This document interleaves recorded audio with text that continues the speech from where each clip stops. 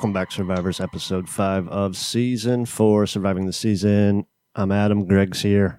Yo, geez, wow. Just came in with, just sounds so pumped up to do this podcast today. Yeah, tons of energy.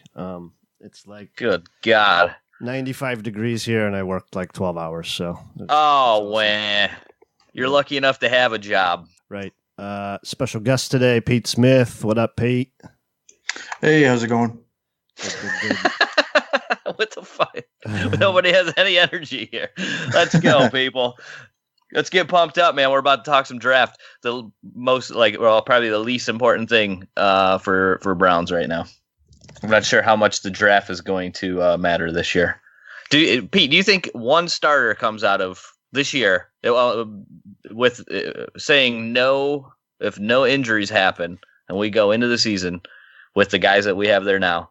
Is there any chance we get a starter at 49? What position would it be? It'd be a DB. Yeah.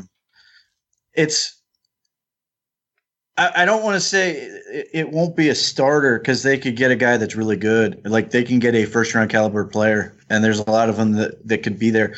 But my theory of the case on defense just sort of would suggest that they won't be a starter, but they'll play a lot, I guess. Right. Yeah. So, because you're going to be using especially at DB, where you're going to have, you're going to be bringing in different packages where you're playing more DBs. Right. So, like, my theory, and I could be completely wrong, which means the Browns are wrong, is that you have, other than the defensive line, you have 3 starters. You have Joe Schobert, Demarius Randall, and Denzel Ward. They never come off the field. Right. Everyone else is constantly, depending on the situation, moving around. So you have Morgan Burnett. I don't love him, but whatever. Eric Murray. You have TJ Carey. You have Terrence Mitchell. You have Chris Kirksey. You have all these guys. And then whatever you add in the draft, whatever combination of DBs, linebackers, whatever. And then you just adjust to whatever is going to happen. So you're basically an amorphous blob of a defense that, other than those 3 guys, is constantly moving around and changing. So, whether that's a heavy run package, whether that is a more conservative pass package, or just matchups or personnel or whatever, that, the defense may change from one week to the next in a way that sort of, I guess, would be theoretically like the Patriots, but not quite the same way, I guess. Yeah, no, I was thinking the same thing where, it's a matchup league, right? You're going to play, you have to be able to defend the team you're playing. And there's, you're going to get multiple looks now. I mean, if you go from the Steelers to the Ravens, like you're defending 2 different things there. Yeah. So yeah, that's a great example because, if the Ravens are really determined to take this back to the 50s, you got to play defense differently. But I guess this is also my way of hoping to hell that Morgan Burnett is not playing on the field constantly, because I think it's a terrible idea. But yeah, I think especially if you're trying to look ahead to the playoffs, and not only that, but you're expecting in the regular season to play with some leads. You've got to be able to change it up so that you can be a super, super well-adjusted pass defensive team that you can, basically stomp on the throats of these opponents and get out, win games, close things out. But the other part of that is, other than Joe Schobert, nobody likes our linebackers anyway. So why are we going to pretend that they're a huge focal point and just be able to? I mean, Chris Kirksey, I'm hoping he bounces back, as a nice season, but it's, all indications are it's going to be a swan song. I mean, it's the only thing that makes any sense. So, right.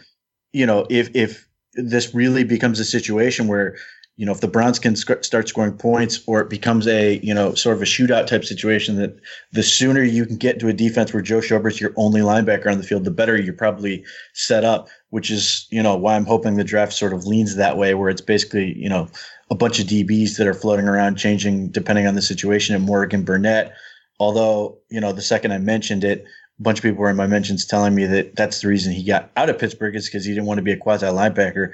I think you sort of have to, if he wants to be a big slot defender, that's fine.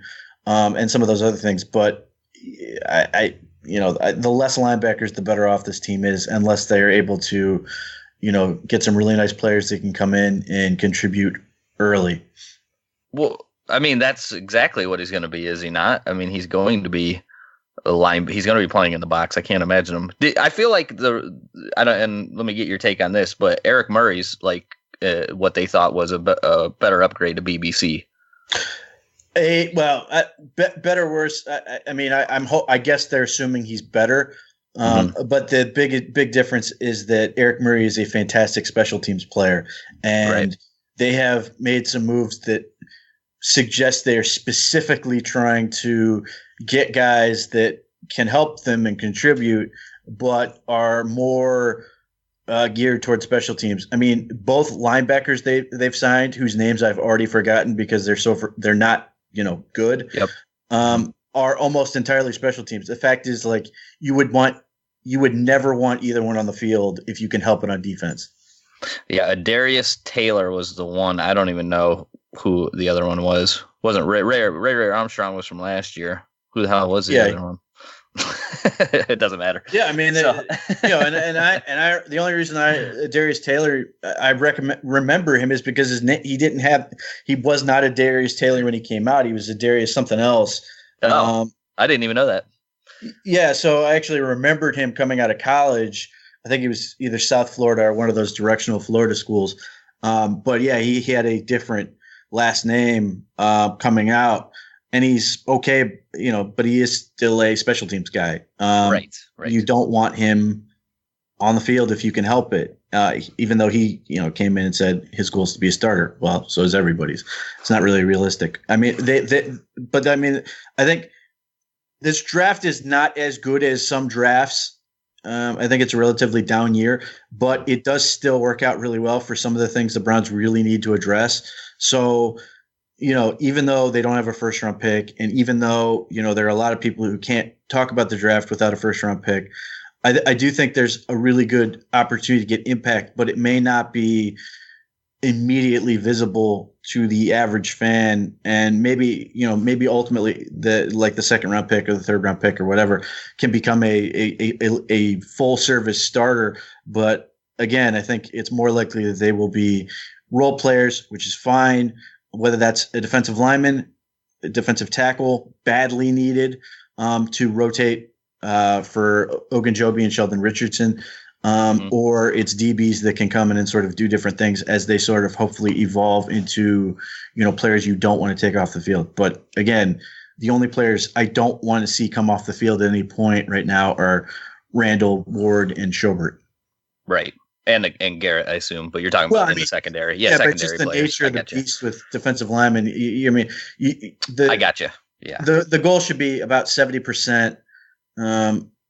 Of snaps are, some combination of Garrett. Garrett should be in that range. Richardson should be in that range. Ogunjobi should be in that range, and Olivier Vernon should be in that range.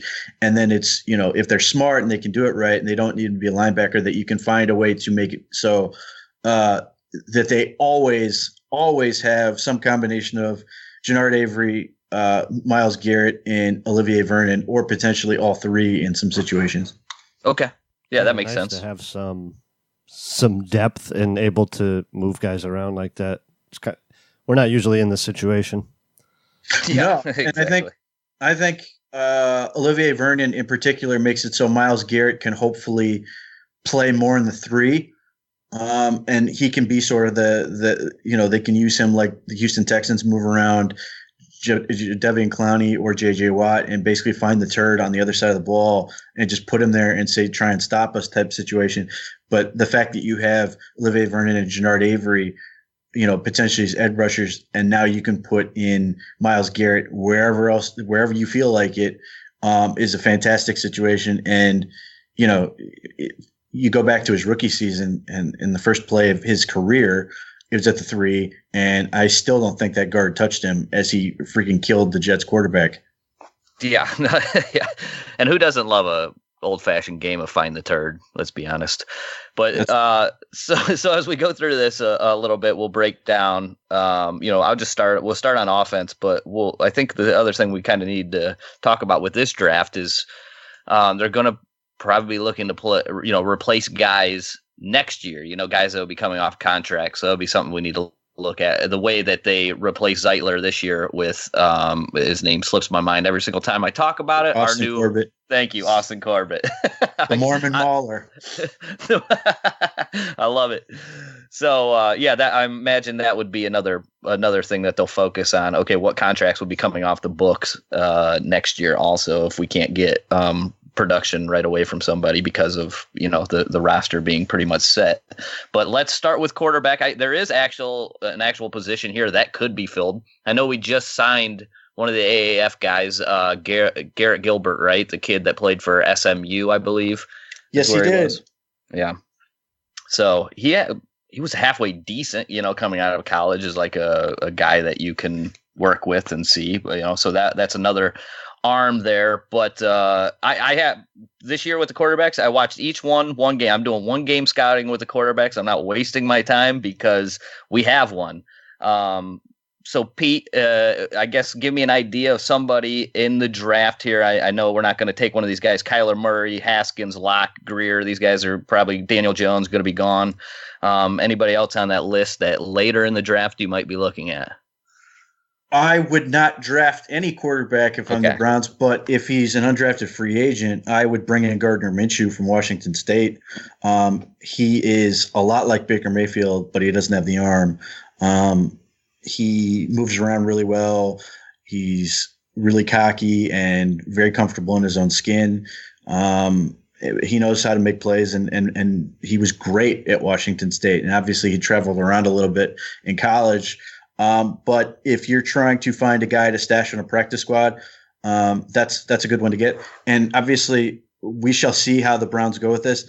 I know Jake Burns disagrees with me on this point, which is fine. He may be right. He's not.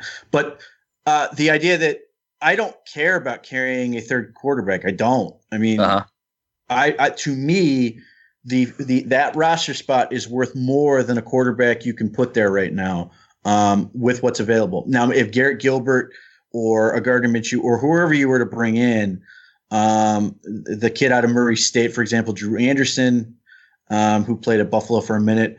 If one of those guys is so good, you can't, part ways because you don't want them to get grabbed.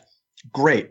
But if not, and Garrett Gilbert's not eligible. But if you can put somebody on the practice squad or just on the street, and something happens and you can grab that guy, that's fine. But the calculus you have to figure out here is guy sitting on our roster going to give us more than guy we can bring in if something bad happens to Baker Mayfield, whether it's a couple weeks or a season. I mean, if it's a season, it doesn't matter. I mean, the season's over at that point.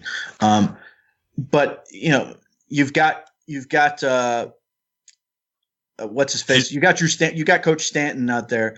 Yeah, that's what I was gonna say. Can't we just pay him? Can't we just go? You're a full-time coach now. You're done playing. We'll pay you even a little bit extra to retire. I mean, he looks like he likes putting on the shoulder pads once out of about 3 practices. Yeah, I don't know. I don't know what that looks like, but I just unless there's a guy that really surprises them, I don't know if you're going to be able to say, this quarterback is worth more than, say, another defensive lineman or another DB or another receiver or tight end or whatever it is.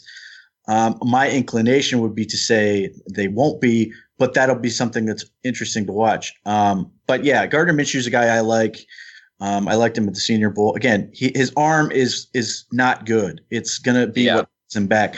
But everything else about him is very good. There's just not much in this draft class. I mean, Kyler Murray is going to be the first overall pick. All indications are pointing to that. And, he would have been my 4th quarterback last year. That's not good. If that's where we're starting, that's not a good situation. And, you get into other situations, Haskins needs to sit. That's fine. I think there are a few teams where he can sit really well. Drew Lock's not good. I don't like. Great arm. Terrible quarterback. Will Greer, Well, that's what my one game scouting told me from the Alabama game. It was a disaster. yeah, he can beat up on teams that are inferior opponents, which is great. Except the NFL is theoretically going to be more difficult. Yeah. And then Will Greer is old, and that's not a good combination for the NFL. I know there are people who love him. I know PFF loves him. His arm is not great though. Like he's okay, but it's just you get into the age and he has to play like immediately to pay it off. I think it's just not a good situation. So he's about the same size as Baker, right? Yes, except right. he got popped for steroids and. Oh yeah, right. Yes, I recall that. But there's such a difference in the way they throw the ball. Where Baker has like that perfect. He's just so perfect with it, with his, like using his whole body. He puts everything behind the ball, and Greer is an arm thrower. I don't know how much you've really watched him, but it's like he's throwing up lollipops. He's just, I'm going to throw this up. Hopefully the receiver gets under it. A lot of times he's throwing off his back foot and he has nothing. It's just all arm. And Baker uses the full whip of his body, and it's textbook. There's a big difference. He makes it very. He uses his lower body to make it very easy on his arm, so he has more control. When you don't have to overthrow with your arm, you're going to be more accurate. So, yeah, those are all important things. And Baker's just a really, really good mechanically sound quarterback, and that's why he's so good. And a lot of these quarterbacks haven't gotten to that point or just can't. Yeah. Do you think Ryan Finley is underrated at all? No, I think he's. Do you think he can be good? He's Kellen Moore-ish, I think. Yeah. I think his weapons were better than he was. I think he knows what he's looking at. I think he's smart. In that respect, he studies well. I don't think his arm is very good. I think, he was fortunate to be in a situation where he had guys like Kelvin Harmon and Jacoby Myers and those guys that sort of allowed him to look better than he really is. And he's another one. I think he's already 24. Is he? Okay. So, I think he's a practice squad arm. It had the league not folded, I would say he's a nice AAF player, but alas, here we are. I don't see really a viable future for him in the NFL. I don't know if he gets drafted at all. I would not, for those reasons that he's overaged and that type of stuff. I'm just not wowed by what he does. I think he was a nice quarterback in a very difficult conference that allowed NC State to be a competitive football team. But, it just never really impressed you so much. You were like, wow, this guy's really, really good. Yeah, I think he's okay. Like when I watch him, I'm like, he puts the ball where it needs to go. I think he can do a lot worse. The other guy that stood out a little bit, and I thought he had a better arm than a couple of these other guys, was Brett Rippon from Boise State. I thought he made some throws where I was like, oh, that's impressive. I don't know where the hell he's going to go, but I think he's decent. For some people, he is the D3 darling quarterback that they really believe he can be something if he gets to the NFL and gets in the right situation, and maybe he does. I just don't know if. That's really an interesting option for a team like the Browns. But yeah, he's fun. You got that going for him. But other than that, whatever. All right. So I'm with you here. I think it's highly unlikely we draft one of these guys. But you pick up somebody as a free agent, undrafted free agent. That could happen. I still wonder what they're going to do ultimately with that position. So we can move. That's not a big one. Let's move to running back, which is another. Unless they trade Duke Johnson, I think that this is a highly unlikely position. Anybody that sticks out on your radar, Pete, that might be under the radar here that will go later in the draft if you think the Browns are actually going to touch that position? Well, Devine Ozigbo, I know, is a guy you like. Yeah, I do like Devine Ozigbo. I think he's more in line with what the Browns want out of that position. He's a guy who can run in between the tackles and a downhill runner that also has the ability to be a pass catching type guy. He's a very good athlete. Had good production in Nebraska and those types of things. I don't have a lot of running back targets in this class.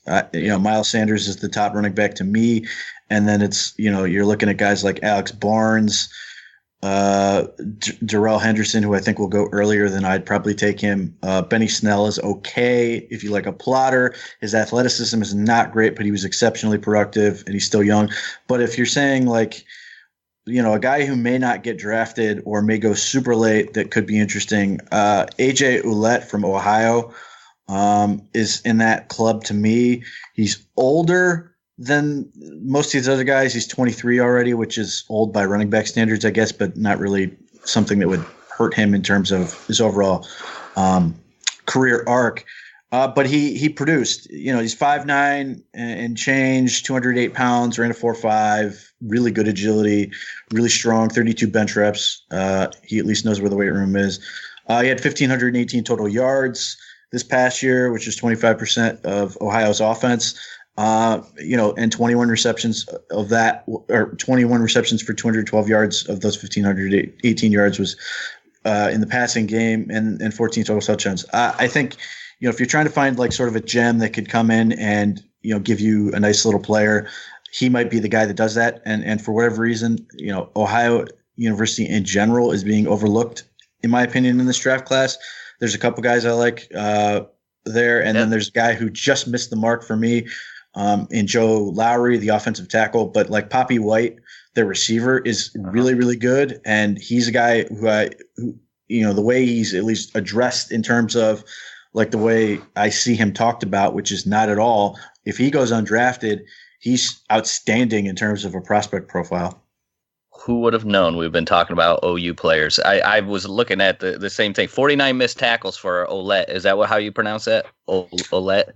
I hope so, because not long ago I was calling it Oubliette. So okay, so 49 missed tackles he forced in 213 attempts, which is really strong. 20th ranking out of the entire nation of running backs this year. So draft eligible guys. I'm sorry, which is pretty strong for him.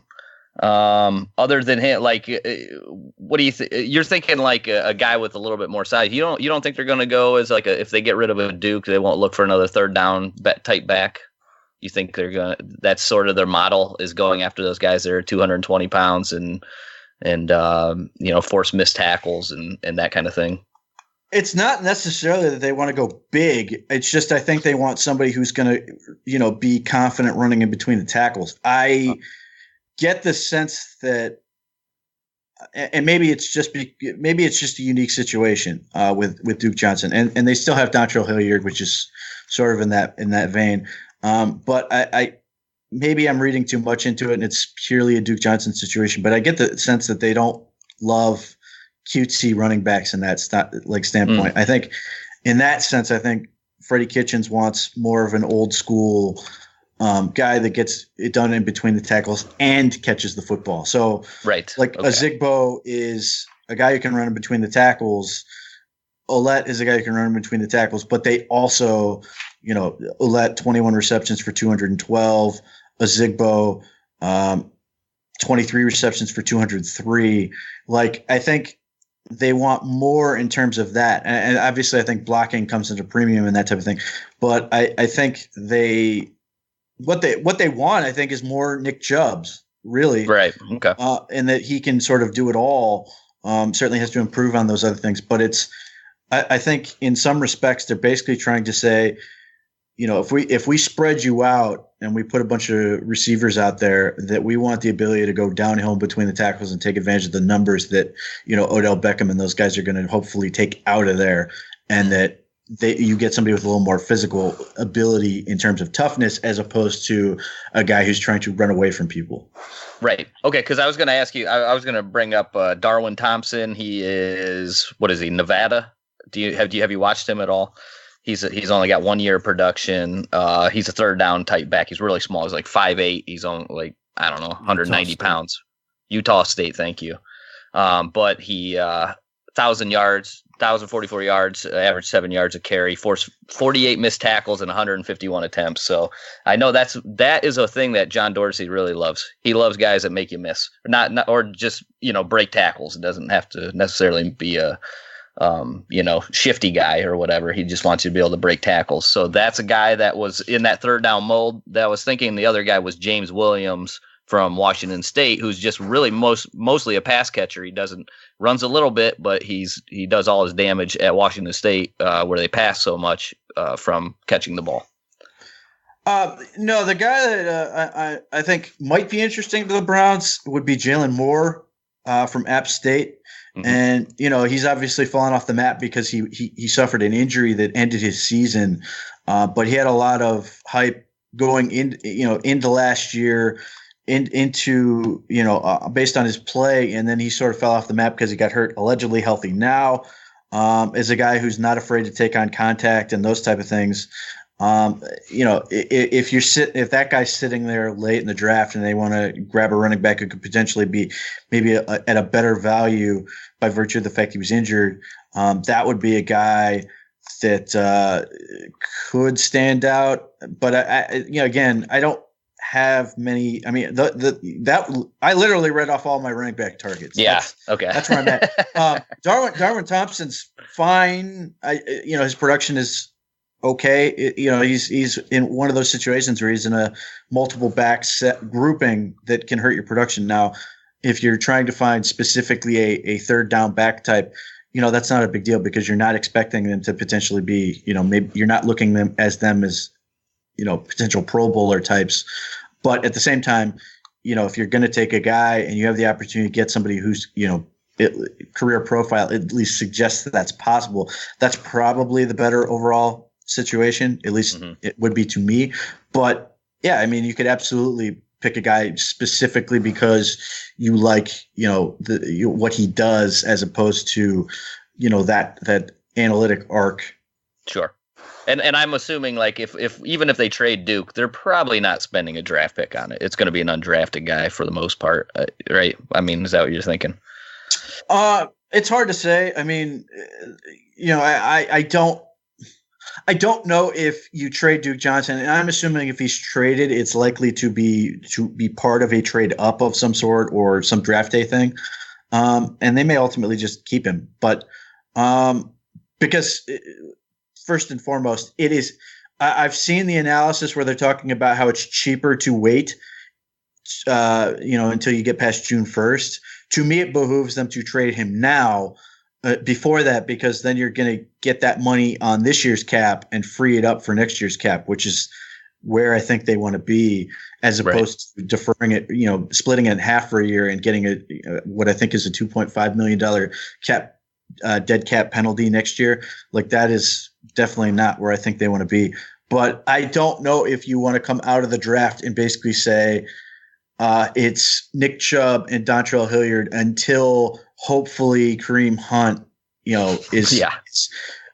is functional, assuming he gets that far. So again, everything would be predicated on value, and certainly there's always guys you can get undrafted free agents or whatever, or a waiver claim or that type of thing. But like if a guy like Ozigbo is sitting there, I would absolutely think they'd be interested enough to grab him.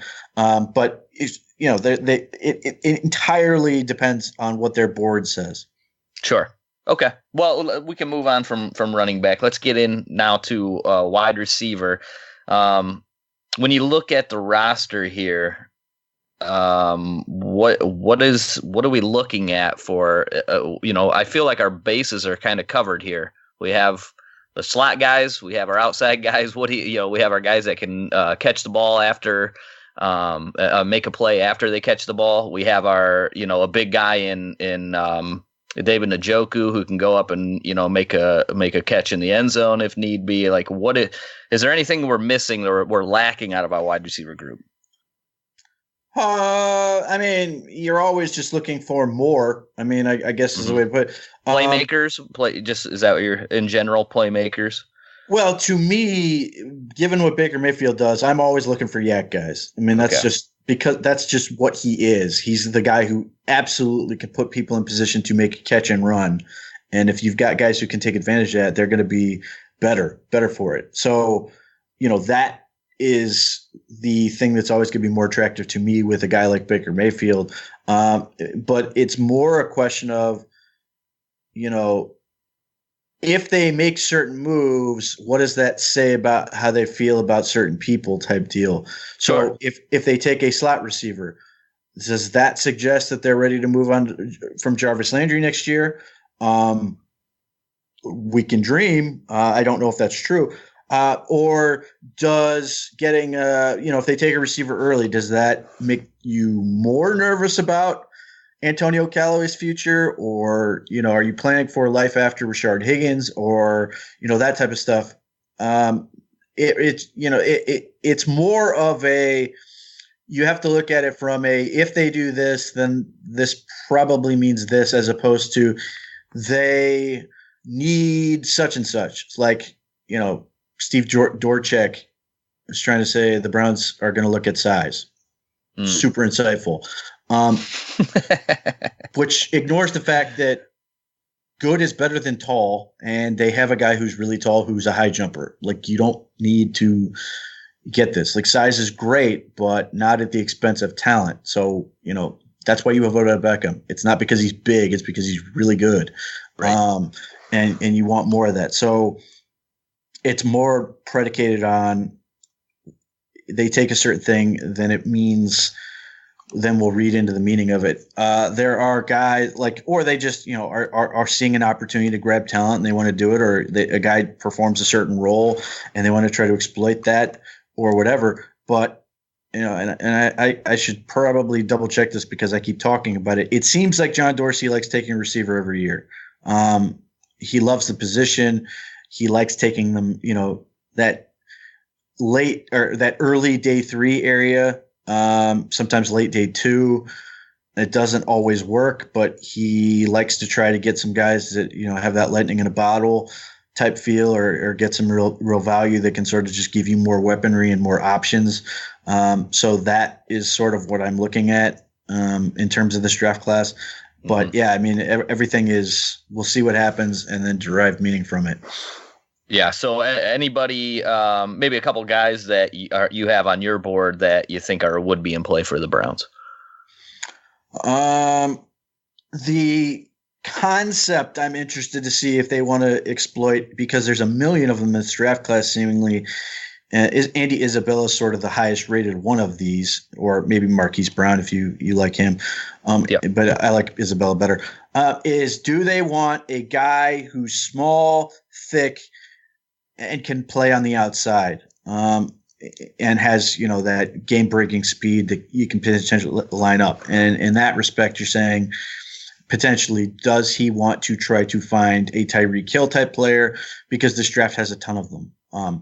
Certainly not as talented. His athleticism is freakish, and even if you compare it to Isabella, Tyreek Hill's is better. Which is saying something, but there's a ton of these guys. Isabella, obviously notable in that he's a guy who didn't play slot until basically got to the Senior Bowl, which he said was a little bit of an awkward transition. But Isabella's a guy you can stick on the outside and let him take the top off of defense. And with so many teams, going to these longer corners that can jam and do those things that may not have as much speed, that smaller guys can really give them problems. And you look at a guy like the dude in New England, what's his face, the former quarterback who was virtually uncovered. Julian Edelman was virtually uncoverable in the Super Bowl because he was going against guys who just aren't equipped for that. And obviously he's smart and he knows how to do certain things really well. Like, he understands where space is going to be and how to exploit it. But if you are, for example, let's use that example, Aqib Talib, and you have Andy Isabella on him out there, that's a matchup you're going to like to win. And there's a lot of guys who fit in that mold in the division. The Steelers have a bunch of shitty corners that, like Joe Hayden and some of the guys they've drafted, that maybe a guy like this becomes a massive matchup problem, that you can move Odell Beckham around and let him do some things. So Andy Isabella is in that role. are in that mold. Poppy White is in that mold. He's 5'8" and change, 188, 4.43 speed, supreme agility, other than his shuttle, which was not great, but explosive. Yeah, they brought in they brought in the kid from Penny Hart from Georgia State, who's in that mold, although he tested like shit, and maybe they were just trying to figure out what the hell happened. And a high drop percentage. Like he's got a ton of drops. Also, Penny Hart. Yeah. And then, a guy I really like, and I wish I had more athletic data on him, Olamide Zacchaeus from Virginia's in that mold. I was going to bring him up to you. That's a guy that you liked early on in the process, and I think he sort of fits that mold of what you're talking about as well here. Like your Tyreek Hill type. He just playmaker, man. Get the ball in his hands. Let him make a play. Yeah, like South Carolina had a month to prepare for him. Clearly their biggest, baddest weapon. And he's a 5'8" dude who absolutely torched them for 12 catches, 100 yards, and 3 touchdowns in their bowl game. Like he's a nightmare in space. And I like these type of players who are short and thick in that regards, because guys tend not to want to bend down and tackle as the game wears on. And, you have that type of strength, you have that leverage advantage and the ability to make guys miss. You get guys who can potentially take a reception and house it, which is awesome. Obviously can be a game breaker. And they don't need to catch, 100 balls a year. But, like Andy Isabella and Poppy White and those guys, like they have a T.Y. Hilton sort of feel to them. T.Y. Hilton's that same type of thing. He's 5'9", 180s, high 180s, longer arms than Andy Isabella, which is certainly an advantage, but similar size school. And you just see what that kind of player does for the Colts and Andrew Luck, where he's just terrorizing opponents. And then, the slot. Do you put Paris Campbell in this group? No, he's a tailback. Okay.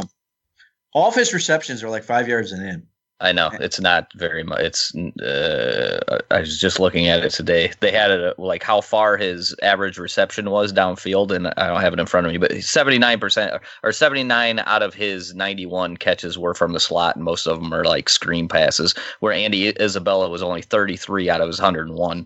So they're definitely a lot different in what they're asked to do. Paris Campbell is the other guy. Have you watched Scotty Miller from BGSU? He ran a 4.32 I saw, so I threw on some tape, and he's just running by guys. Of course, it's in the MAC, and they're a terrible team. But he's skinny as hell, but the kid can run. He's like running like Forrest Gump out there. Yeah, he's got pretty good production. I don't know if I've seen his athleticism or not. His list. It's a pro day. Yeah, I went to their site, and that's what they said. 4.32 clocked it, but it's on the BGSU website. So who knows? He could be a 4.6 guy. You know how they do these pro days. He's definitely fast, though. He is fast. But no, I haven't really looked at him yet. I'll be interested. I'll be curious, because what may have happened is I saw his testing data and thought it wasn't good, because his production looks fine. But he's listed at 5'11", 166, which is sort of terrifying. He's really small. I mean, what's Hollywood Brown? He's only 168, right? 166 or something. Yeah, he's DJX 2.0. Yeah. You're hoping. Yeah. And again, he's guys unable to test, so he won't be on my board, which is what it is. And I'm a little wary of his foot, even though allegedly he got cleared at the combine. That's reportedly. Let's see. Scotty Miller seems fine. In terms of testing stuff, his vertical jump's kind of shitty. Yeah, 34 is what I have here, and everything else 23. Everything else is good. So it may be just a guy I need to look at. And the other guy that's sort of the slot version of that is Greg Dortch from Wake Forest. Who's next guy I was going to ask you about. If you watch him, he's absolutely electric, and he's super fun. His top end speed is very low, but when you're talking about a guy who's purely going to play in the slot, you don't care. It's all about the agility, and his agility is outstanding, and he knows how to make guys miss and those type of things. So he could be interesting. He's still 20, very young, but his production is out of this world, and playing in a very difficult conference in the ACC. So that becomes something to sort of keep an eye on. And he's another guy where I don't think he's really talked about that much, and maybe he's available super late, and you take sort of a flyer on him to see if he's worth keeping or maybe trying to get to the practice squad or something like that. So those are the smallish guys. If they want more of a Yeah, I was going to say, do you like a bigger slot guy, little Jordan Humphrey, who tested terribly? I mean, 4.7 40. I don't know what the rest was, or Jalen Hurd or Gary Jennings, anybody else like that? Jalen Hurd fascinates me because my understanding is the reason he didn't test his 3-cone is he was not completely healthy. And the numbers he put up are really good for a guy who's allegedly not healthy. His production is okay. It's not great. But you're basically betting on that he's the 5-star athlete that was recruited to Tennessee and that his adjustment to slot receiver is still sort of ongoing. Now he's 23, so you don't want him to be sort of a super long-term thing. But if you draft him late and he shows something, then it may be a guy you keep, and that can be the replacement for Landry next year and gives you a size option in the middle as opposed to, whatever you want to call Landry. The other option with that is obviously just going with tight ends. And there's a lot of guys who fit that space tight end mold if you want them to be a power slot. That could be interesting. Cody Thompson from your Huron High School. That's right, baby. Go Tigers. He's another guy who has a really good profile. It's unfortunate he suffered a broken leg last year, or he probably would have come out, I'm guessing. But he's got a great profile for a slot receiver. And another guy who I don't think is getting much talk, 6'1.5", 205, and everything about his profile is great. Production, athleticism, all those things, and the sort of the sleeper guy out of this, I suppose. Neil O'Connor from New Hampshire. He's another guy, 5'11", 190 allegedly, and had testing that's great from that standpoint. But if you're talking about more traditional wide receivers, Neil O'Connor, I don't even see him. I didn't even know this guy exists. Now I have to look him up. New Hampshire football, baby. Get after it. If you want more of a traditional guy, receiver, Miles Boykin is fascinating. His tape infuriates me because it looks like he has the same release every goddamn play, and I just want to scream at him. They know what you're doing every time. This is why it doesn't work. But at the same point, he's reasonably productive, pretty good production, and he's an absolute freak. In terms of I don't know how. It looks like he's in slow motion. I see guys catching him from behind, and you look at his profile and you're like, he's 4'2", he's that big. It doesn't make sense. He doesn't. He's like the guy where they go, he's a lot faster on the field. This guy's the complete opposite. He seems like he's slow on the field to me. And what am I missing with Miles Boykin? I think it's because he's so predictable. He does two things. He releases outside, and the corner can just ride him the whole way, or he runs a slant, and he's wide open because they're anticipating him running the outside thing. It's just lazy, I think, and uncreative.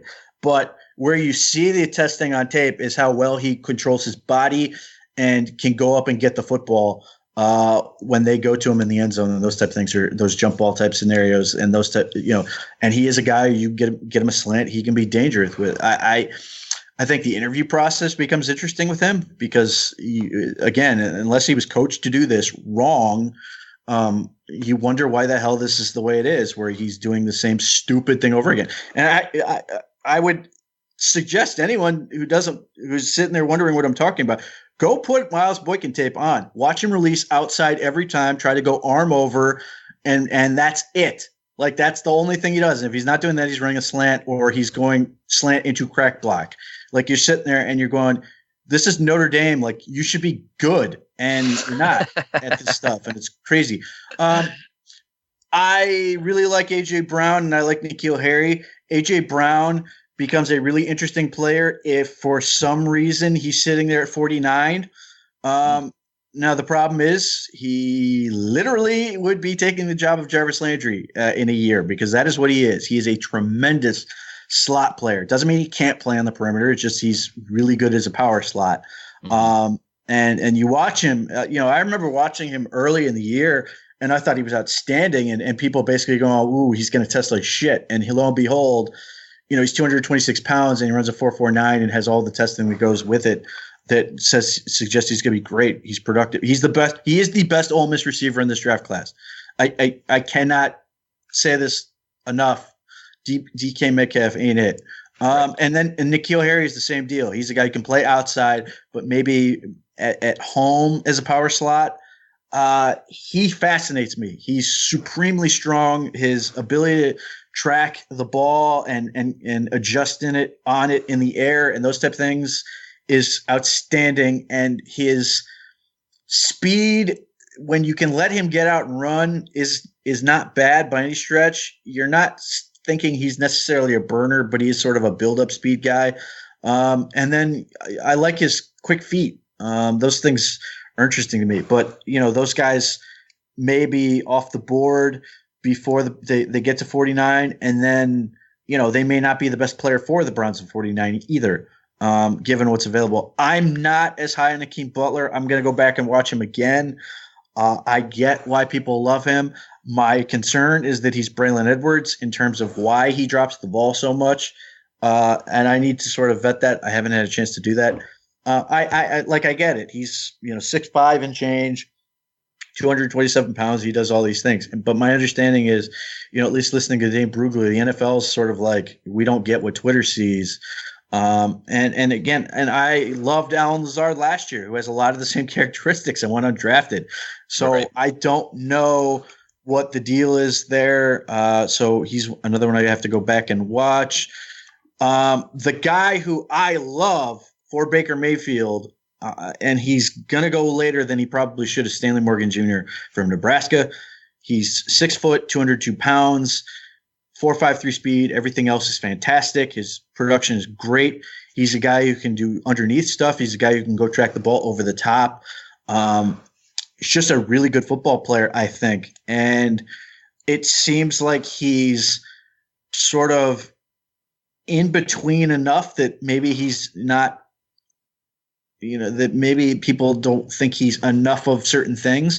But you put the whole package together, and he's just an outstanding receiver profile who I think can be sort of a really nice fourth receiver as a rookie and then potentially build onto that. I think he's a guy you can put anywhere on the field, inside, outside, whatever, and he can do various things to help you. If they're basically preparing for life after Rashard Higgins, most likely they are, he becomes a guy that's really interesting to me as a guy who's a potential replacement. And then Emmanuel Hall is going to be a guy who Twitter loves more than the NFL does, I think, by virtue of the fact he's almost 6'2", 200 pounds, and he runs a 4.39, and his jumps are ridiculous. But there's something about those Missouri wide receivers, man. It's almost like Baylor. It's like you run a go, you run a slant, you run a hitch. Right. And the knock on Emmanuel Hall, allegedly, is he's a guy who may not be in a hurry to get back from injuries. That he's the guy who misses an extra week as opposed to coming back a week early.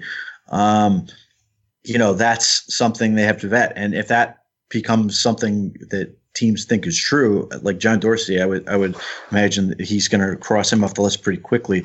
But again, if you're trying to, this is the other thing I could see happening, and with John Dorsey and having a day 3 pick where they get just a straight burner who can stretch the field and basically replace what they had in Brashad Perryman, that 10 or 12 times this year, that Baker just goes deep over the top and catches a defense out of position and gets a big play, whether it's they score or just set up first and goal or first and whatever.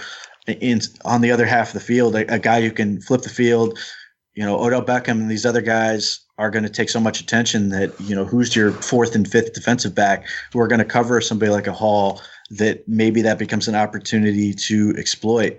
So the receiver class is very strong. Yep. There's no such thing as a weak one. So it will be interesting to see how they work at it. But I just think, again, I think Dorsey is someone who's likely to take one anyway. And it's like running back. You grab one every year and hope they hit. If Antonio Callaway can continue to keep himself out of trouble, he looks like a guy who becomes absolutely a huge steal who could easily ascend to being the second best receiver on this team and quickly. I think that could happen. If he climbs the way he had been at the end of last year, I think he could easily be the second receiver by the time we get partway through the regular season. Mm-hmm. And Higgins was the best receiver last year if you get into efficiency and stuff like that, and he could be the third best receiver in that scenario. So that becomes a really nice setup. Yeah, I mean, we just went through a lot of wide receivers there. I mean, it sure seems like it's like the golden age of wide receivers right now. So there's plenty for everybody to dive in and get accustomed to there and check out. So let's get into the tight ends here a little bit. I know we picked up Demetrius Harris, set the valves on the last year of his contract. For some reason, they bring back Orson Charles. Pete, probably. Well, they could hit this one. They could hit this one potentially at 49. Who's on your list here, tight end wise, that you like for the Browns? Obviously the Iowa guys are first rounders. Mm-hmm. And probably won't be there. Yep. I don't love any of the tight ends at 49, but I could totally see a guy like Kahale Warring going, or is it Kahali? I don't know. Yeah. Have you seen? I can't find any film of him. I've yet to see one thing. You basically have to go look up San Diego State 2018 or whatever, and find the game tape and go through and at that point you basically go look at his receiving statistics, find the game you like, and try to find the best of that, and then you can easily pick up where he's blocking and doing other things. Again, I don't think he's worth 49th pick, but I could see him easily going in the second round. Like if the Patriots are trying to replace Gronkowski and they want to grab a tight end early, I could see him going there. He's a guy who's still new to football, still trying to get accustomed to it. I don't think he played until he was a senior in high school, and allegedly still didn't know what a tight end was until he got to college because he was in a spread system.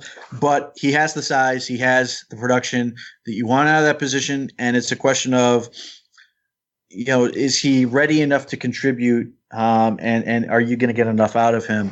He rates terribly by PFF, by the way. Like, they do not like him. Yeah.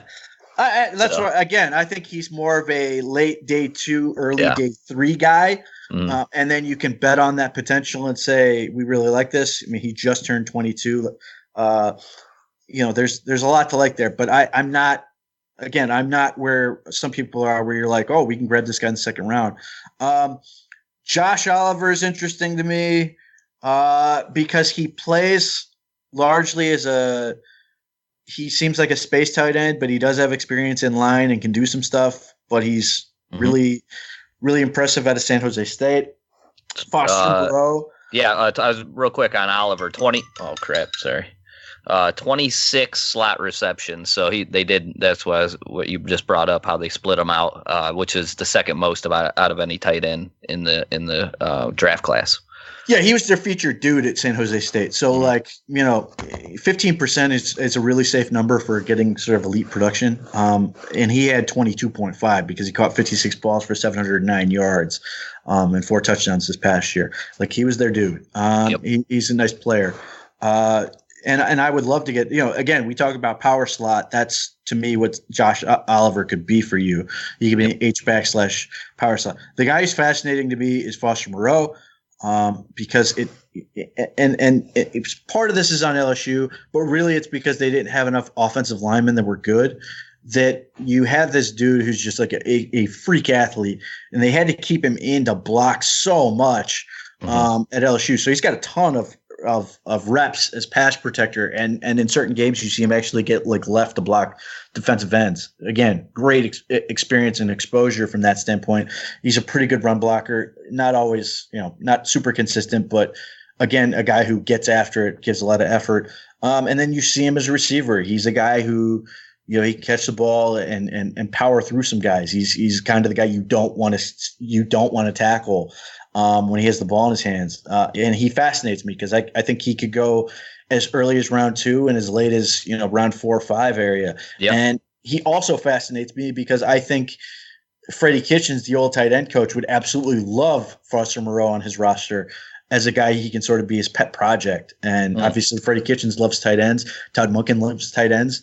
And this is a good tight end class. So I certainly think it could be a position they address, and maybe not necessarily have to, but he becomes a fascinating player because Moreau can play in line, in space, all over the field, could be sort of a project, still young, 21 still. He just has a lot to like. He had enough production that his otherworldly athleticism is enough. So I will be curious to see where he goes. He could be a really interesting player down the line, or he could be, a guy who just doesn't do much. And then a sleeper guy that I think is interesting, Irv Smith from Alabama is a guy people think is really, really good. I do not. I think he's short. I think he's weak, uninspiring as an athlete and really limited in what you can do with him. I think he's an H-back. I do not think you can put him in line. And I just look at it like this. If he's on the other team playing the Browns and Myles Garrett is lining over him, Myles Garrett is going to basically be able to take his hands and smack him in the face with them because he just won't be able to get into his body. You just have you're so short and you just don't have the length to get into a guy like him that you're going to try to block down on Myles Garrett. He's just going to laugh at you. Like you have to put that guy in space. It doesn't mean he can't block from there, but where do you have the supreme? Where do you put a true H-back in terms of value who's not super productive and not super athletic? Like if he goes super early, I think a team's going to be very disappointed.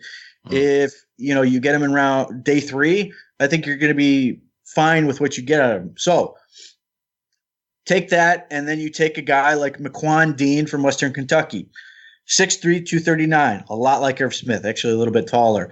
4.46 speed, great jumps. I don't know if he has agility. If he does, I haven't seen them. Very productive, and he is raw as hell. You watch him, he can do some things that are very exciting. He also sometimes doesn't look like he knows what sport he's playing, but if you are willing to sort of take some time with him, like Western Kentucky and that offense was willing to throw screens to this dude and just basically say, run. And he paid it off in certain respects. So if you're saying I want an athlete and maybe he doesn't get drafted and you want to sort of take an experiment and see what he can sort of provide you early, he's interesting. He's going to turn 24 in July, which isn't great, but it's not the end of the world. And if you're going to get him super late, it's not a big deal. But if you're saying this guy's undrafted or super late round and you want to get a guy to compete with Devolve, that's fine. The fact that Devolve is still here fascinates me because and I know you guys are on the do page with this. We really like Devolve. And when he's on the field and gets the ball, good things seem to happen.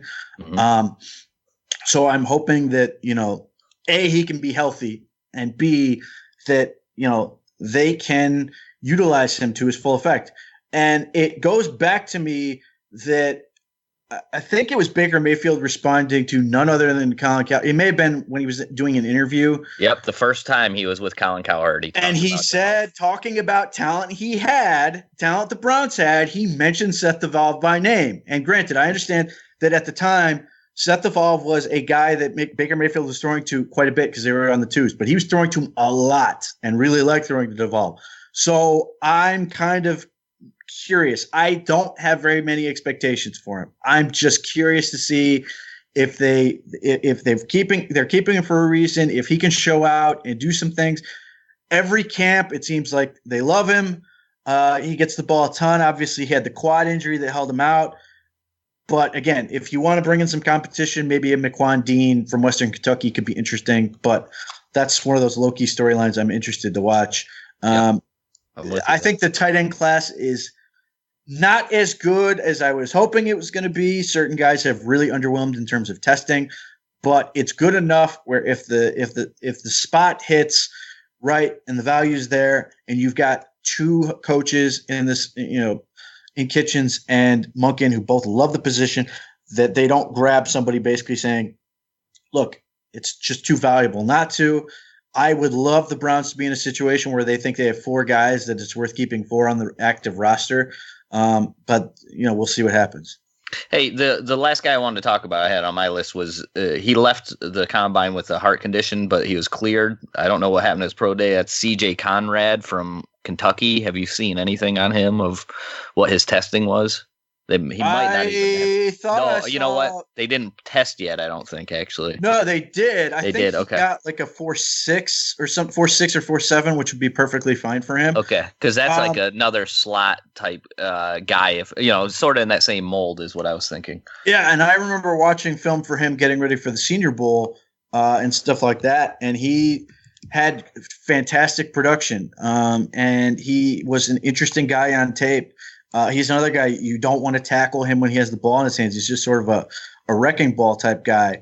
But yeah, I don't see the numbers right now, but I did see that he did some testing stuff. He was cleared on a second opinion, and he was able to do that. But I just need to find the numbers because he was a guy I was really interested in. It was really disappointing to see him unfortunately get turned down, obviously for precautionary reasons that made him interesting.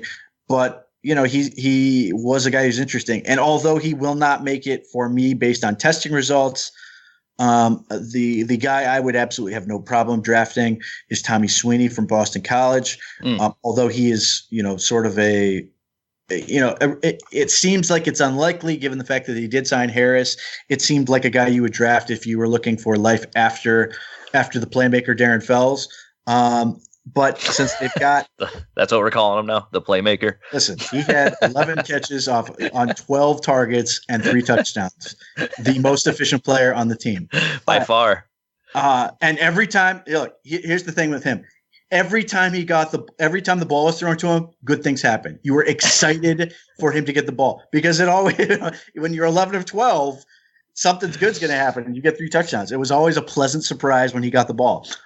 So when you've got Demetrius Harris, they're probably not looking at a guy who's really purely a blocking type guy who can, do a little bit like Sweeney is, or maybe a guy like Wesco, the dude from West Virginia, who was actually brought to the Senior Bowl as a fullback. But those are role players, and maybe they want somebody to compete with the psychotic energy of what's his face from that we had last year. Orson Charles. Conrad numbers if you guys want them. I do. 6'4", 248, 21 bench, 4.7 for his first try in the 40, 4.8 for his second. Jesus. 33-inch vert, 9.5 broad, 4.31 20-yard shuttle, and a 7.13 three-cone. Yeah, he'll be on the board. He's fine. But yeah, he's a guy that becomes very interesting. And if you watch his tape, you just see a guy good things happen when he gets the ball type dude. Not sort of a feature player, but a nice role player as that tight end 2 type guy. If they want to bring in another guy like that.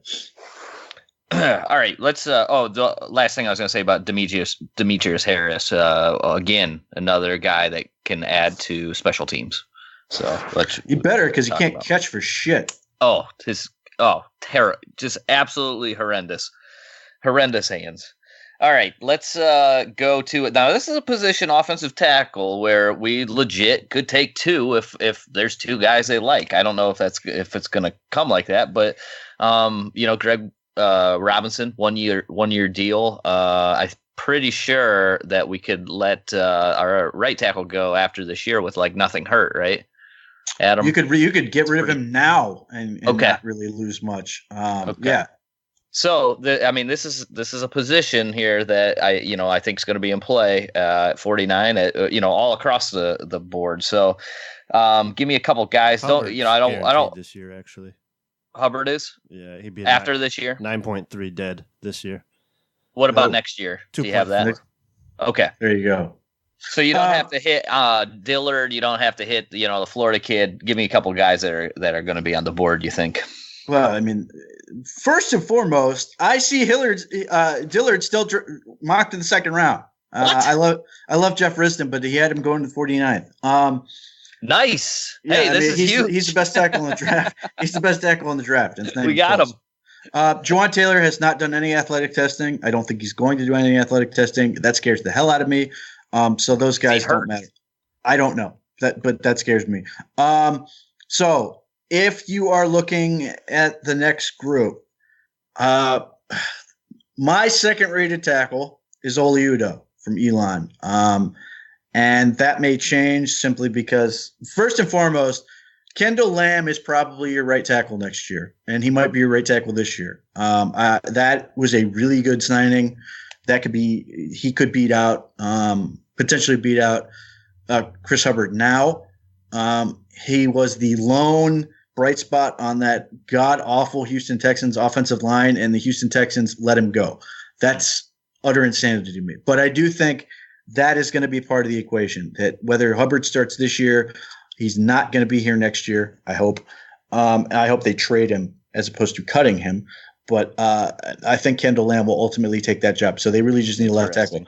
That is the thing that sort of might hurt Oludo. He's raw. He's only played on the right side, and he is still improving. But my God, he's athletic. He's enormous.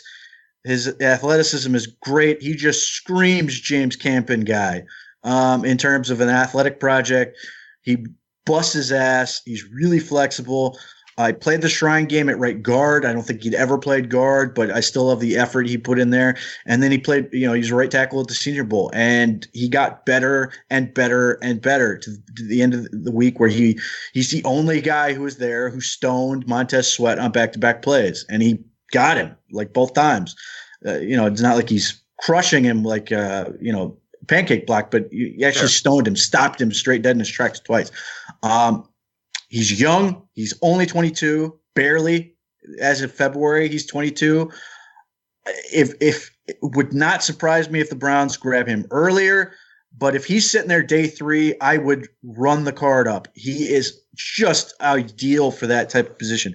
So the guy who may be more realistic as a left tackle project, and would not surprise me if the Browns drafted him 49th, although I think I would love him if they could trade up from 80, or he's sitting there at 80, would be Max Sharping from Northern Illinois.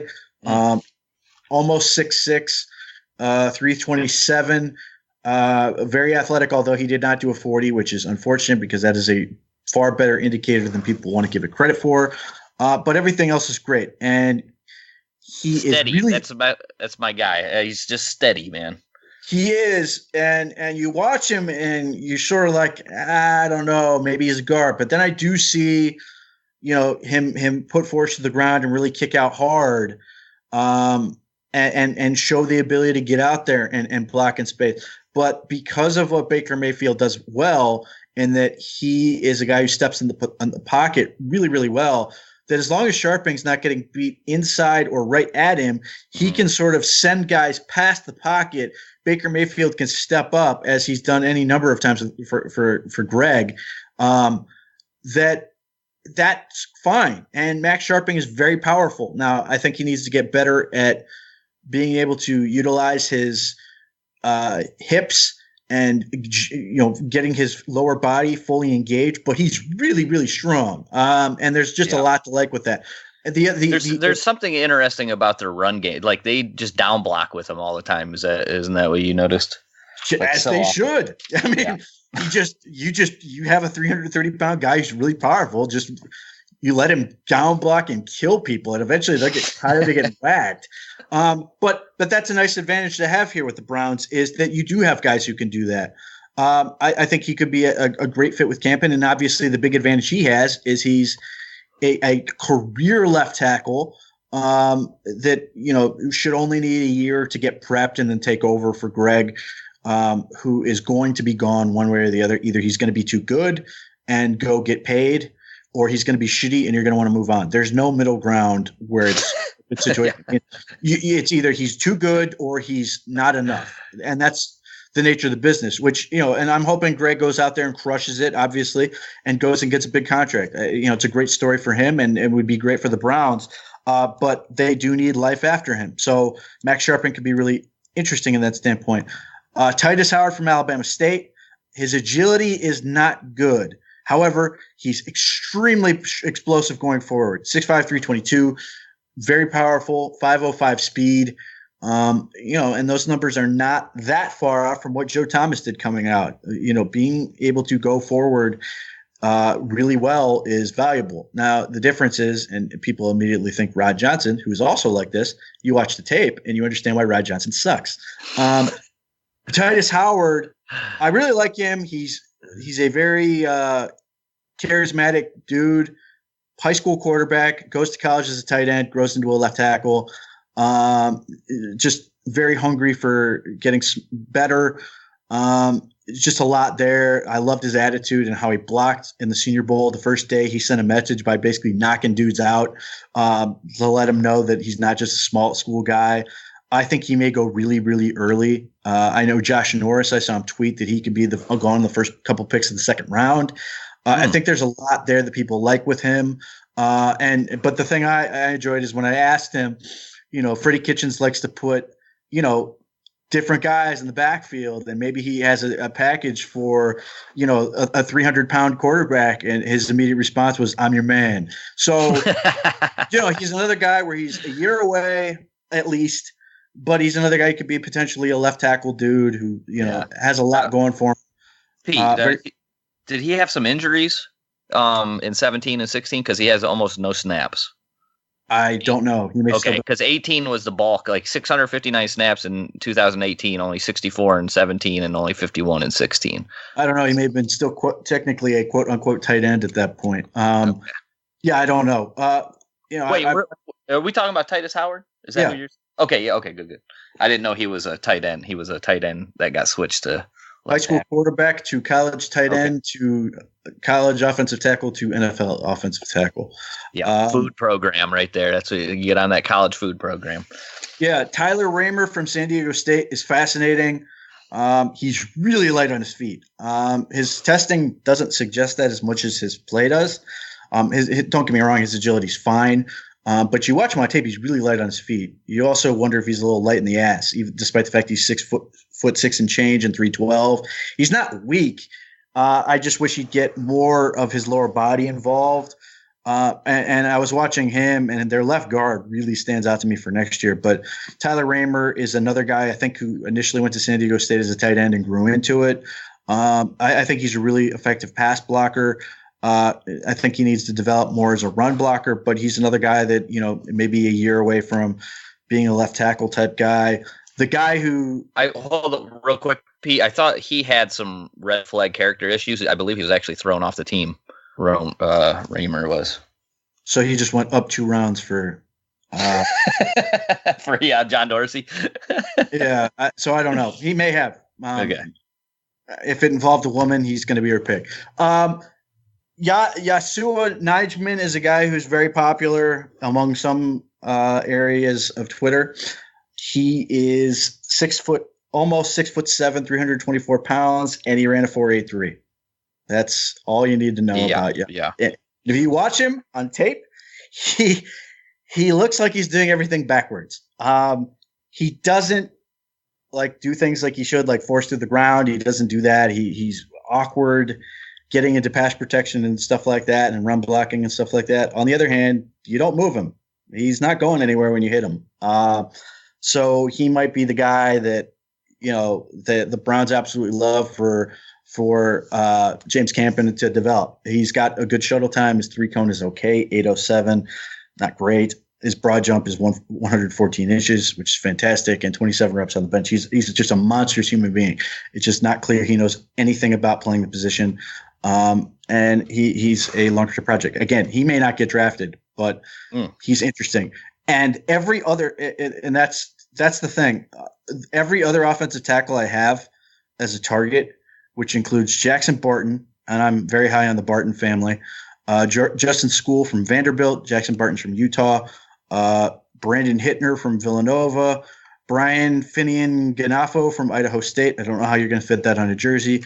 Cody Conway from Syracuse, Marcus Applefield from Virginia. I don't know if any of those guys are going to get drafted, but they all have athletic traits. Their tape is not great. By any stretch, some of them are pretty bad, but they have athletic traits. And that is so much of the game with offensive linemen other than center. You want to have NFL caliber traits, and you're hoping, again, the Browns brought in James Campen for a reason. He's got a track record with doing this type of thing, those could be guys that he really likes. And Caleb McGarry at all?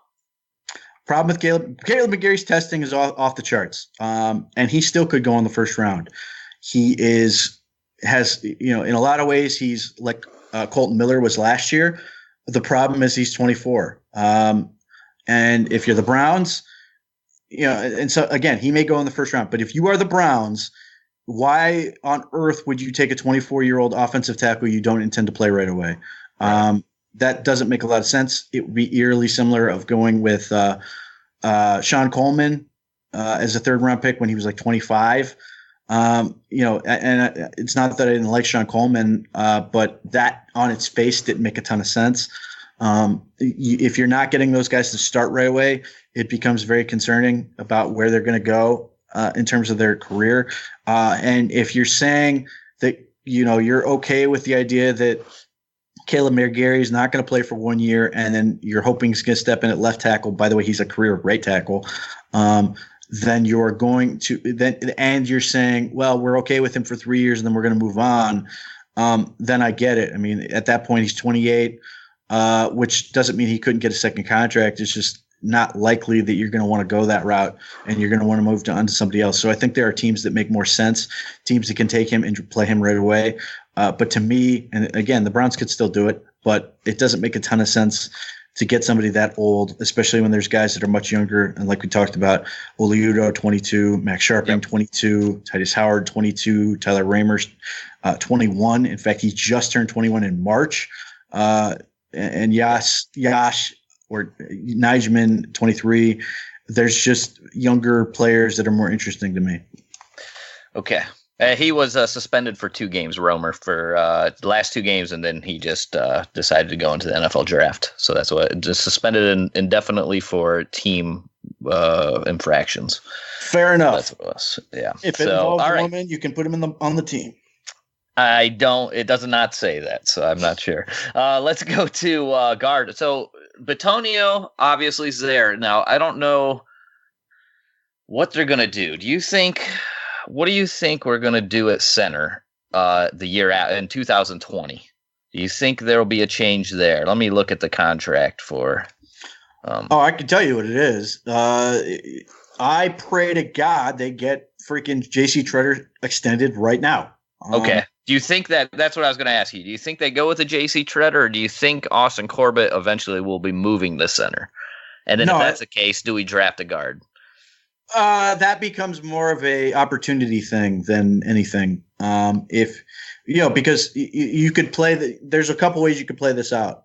So let's say you're preparing for life after Greg Robinson, and you are picking at, let's say, 80, and there's a dude sitting there you didn't expect to sit there. Let's say a Bobby Evans or Tanner Farmer, who I haven't even watched, but his athletic profile is outstanding, from Nebraska, or a Phil Haynes from Wake Forest, and you're going, man, we're not going to get a tackle this good. Screw it. We're gonna plan for Joel Bitonio to kick out to left tackle next year and put this insert guy at left guard. That's another option, and I know that dream is probably not realistic, but nevertheless, it's an option. J.C. Tretter is fantastic. J.C. Tretter is only making about $7.1 million right now, 7.125 or something like that. I would extend him, and I would extend him basically giving him an annual per year of that $7 million. He signed initially for a 3-year, $15 million contract, averaging $5 per year. He has not only played up to it, he's played better than that. And I would just give him a contract that averages that. That would make it cap, Yeah. I wonder if he would take that. Because you would think the market's going to go up. Because when he was signed to that, I believe he was like the 15th or 16th highest paid center at that time. Well, so at the time, he was coming off multiple injury years. And it was sort of an opportunity. I mean, it's a nice contract for a guy who's coming off injuries. But centers, yes, they get paid. I don't know how many are making more than $7 million a year. But there's a couple reasons for it. You don't want to mess with the interior of your offensive line because that's really important to what Baker Mayfield does. You don't want to mess with your center in particular, not only because he's good, but because it's your center. And he is still young. I think he's still only 27. And And he is, if we're going with, if we're going to play out this Dorsey guy thing, which I don't think is really real, but whatever. He is a Dorsey guy. I mean, he literally was picked, by the team, that has a bunch of guys in his front office. They grabbed him as a 4th-round tackle out of Cornell, and James Campen coached him. Multiple Elliott Wolf may have been involved in picking him. That would make all the sense in the world. But it's ultimately you want to look at the offensive line like this. You want to have 2 or 3 max big contracts on it. Everybody else needs to be on a rookie deal or a very small deal. That's part of the reason they got rid of Zeitler. That's part of the reason they're ultimately going to get out of Greg Robinson and hopefully Chris Hubbard. And then that scenario, you would only be paying Bitonio and J.C. Treader. And they would be the only big contracts on your line. Everybody else, unless you have to go sign a free agent, Kendall Lamb's making nothing. I still don't know why he signed for that. And if you get, Austin Corbett plays well, he's on a nothing contract. And if you draft a dude, he's on a nothing contract. Like, it's an ideal scenario. I don't think they want to get into a situation where they're now potentially replacing 3 linemen next year. That would be a very dangerous thing. And especially, again, interior guys are more important for Baker Mayfield than tackles. It doesn't mean tackle is not important. Certainly left tackle is very important. But it's about keeping his feet clean. It's about allowing him to step up in the pocket. And if nothing else, J.C. Treader played on one leg for almost the entire year and was fantastic. Treader's contract is 15th in centers on rankings. Yeah, okay. I knew it was right around the middle. Yeah. But anyway, I would still hopefully sign him for 7 annual. And maybe it's a little bit more than that. But I think continuity there is very important. I don't think you want to mess with it. And again, if you're not going to reward a J.C. Treader for what he did last year, I think that would send an awful message to the rest of that locker room. You're basically meat at that point, and we're just going to say screw you. And they've already done enough of that with guys like Zeitler leaving and some of those. But I do think a guy like Treader leaving would echo in that locker room that look at what he was willing to play through, and they still wouldn't give him a deal. That would be a scary thought. I think that may play into this as much as anything. So let's be quick then with the guards here. Anybody that you don't have to go through a long list. Just give me a couple guys that you think have a chance to be Browns. Have a chance to be Browns. Have a chance to be a Brown is what I meant. I think it would be more likely guys who are unlikely to be drafted. And I don't know if these guys are going to be drafted or not, but here's some guys I can throw out. Odell Miller from Western Michigan. Isaiah Opeta from Weber State. And Drew Forbes from Southeast Missouri State. And Chidi Okeke from Tennessee State, who's playing tackle, but I think he's a guard at the next level.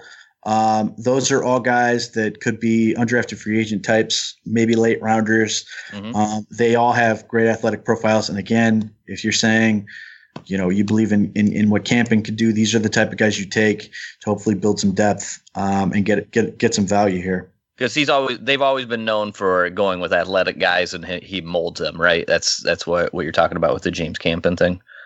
Well, yeah, and the Packers, the way they scouted guys in general, yeah, they were doing it right. And I remember right when they brought in those guys, I was so excited about it and wrote about how that they had finally figured out how to really scout offensive linemen, because the Packers had been doing it well for so many years that hopefully they continue that trend. And Austin Corbett fits in that mold.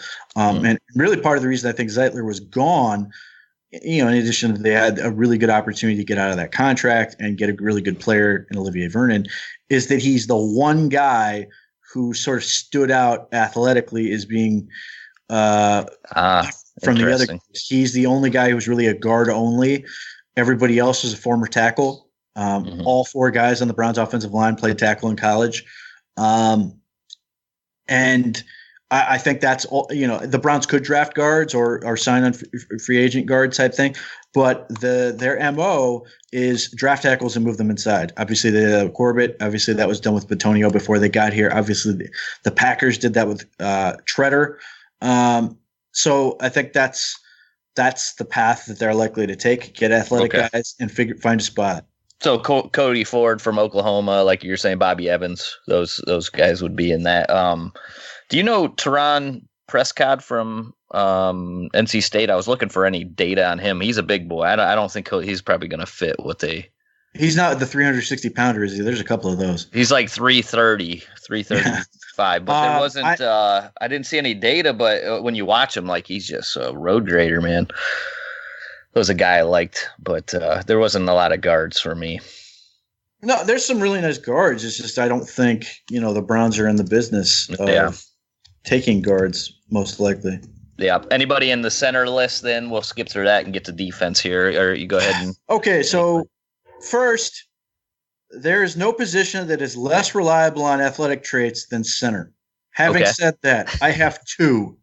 That's where we're at in this class. Garrett Bradbury, who's going to be a first-round pick and is an absolute stud, and Eric McCoy, who may be a first-round pick, who's really a stud. In fact, I don't know how reliable this is, but there was one report talking about how the Ravens might take Eric McCoy, which I would love. In the first round? Yes. Thank God. I hope that happens. Well, he's a great player. He would ultimately probably be a giant pain in the ass for the Browns, but certainly I'm not afraid of them taking a center. Yeah, that's what I would say. Take all the linemen you like, please.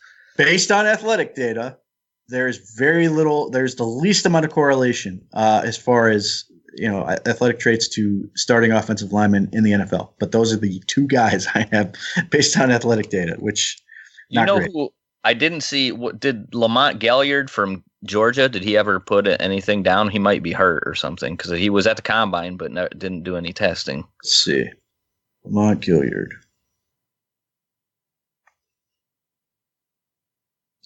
Lamont Galliard does have testing. He ran. He may qualify. No, he doesn't. He had he is 305 pounds, 6'2", a little over 6'2" and a half. He ran a 5.15, which is fine. Unfortunately, he benched 18, vertical 26.5, broad jumped 8.1, which is 97 inches, and his three cones are okay. But again, athletic data is not a very good indicator. So he might be great, but that's, if we're basing it on athletic traits, he's not a guy that I would put on my list. And I don't even know if I've even looked at centers recently. Like just glancing at it, there's a kid from Tulsa who might be okay. But yeah, I mean, it's just, I'm hoping we don't open that up. Now, what they could do is take a guy, and his athletic traits are okay to be a tackle, and I really like his film. Is a guy like Mitch Hyatt from Clemson, who's a guy who could potentially be a depth guy who can play a couple different spots. He could be a center. So if they want to grab another guy who can do multiple things, which Austin Corbett is like that could be interesting. So right now, if J.C. Tretter goes down, presumably Austin Corbett slides over, and they sort of fill in from there. Eric Kush, he's got some center. He'd probably be the center at that point. So, I think they're okay at that spot unless like an opportunity jumps out. And again, it'd probably be an undrafted free agent type. Okay, let's move on to defensive tackle because I want to ask you this. So, where are you at with? Okay, obviously we need some depth there, but what are you thinking as in depth? Like, do we need a big guy, like a nose tackle, that big one tech? Because when you look at, what's his name that's there now? Completely slipping. Ogunjobi. Ogunjobi's not like a monstrous guy. Are you looking at for like a big giant body to be able to take on multiple blocks? Are you still looking for that one gap guy to shoot through quicker than being that big body? Like what do you think the Browns are doing there? I'm hoping the Browns are going to take a nose and take a 3-tech, and one of each. The nose. They could go a couple of different ways. If they want to take a clogger, I'm fine with that. If that means that ultimately they can trust him to be in there for a lot of rundowns and let Larry Ogunjobi be there for as many passing situations as humanly possible, like one way to do that would be just signing Danny Shelton, who's still available. He was really, really good for them in 2017. The run defense took a shit in 2018. He was not there. This is not a mystery as to how this happened. But the other option would be to get sort of another combo nose, which, is more like Larry Ogunjobi. And there's a guy in this draft class who really, really fits in that role, which would be Tristan Hill from UCF. He's interesting from that standpoint, and the fact that he is a guy who a little bit inconsistent as a run defender, but he, when he's right, he can take on double teams and stone them and all those things. But he is a guy who can penetrate. He can split double teams. He's agile enough to cross a guy's face and do those type of things. So if they want sort of more of what Larry Ogunjobi brings, they could get that. Now, if they want, a little bit of both, and he's still sitting there in round 3, you can run the card up. And I can make the case I think Kalen Saunders is on data a first round pick. On tape, there's a little work to be done. He's not a very good run defender right now. I don't like how often he stands and looks, that's death. Because what happens is you end up standing taller and trying to look over people, and that's defeat. However, at 6 foot and change, 324, he's remarkably athletic and a really good pass rusher. If you can sort of develop him as a run defender, he could be absolutely ideal for the Browns. He can actually play both spots. You could put him at the 3 if you wanted to and just have him be the ultimate dancing bear.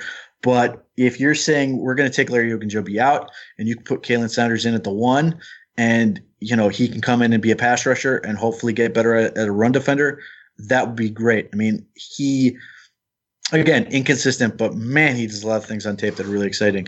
But I think it's paramount they get a nose somewhere, be it free agency or in the draft, and a 3 technique.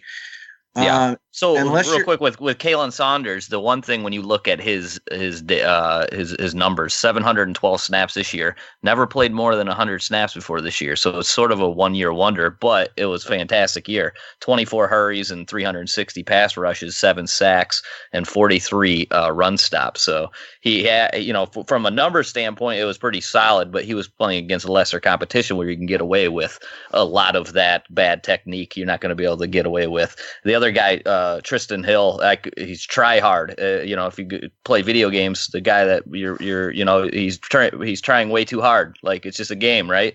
That's Tristan Hill. Like, he's jumping over piles. He's the hardest worker out there.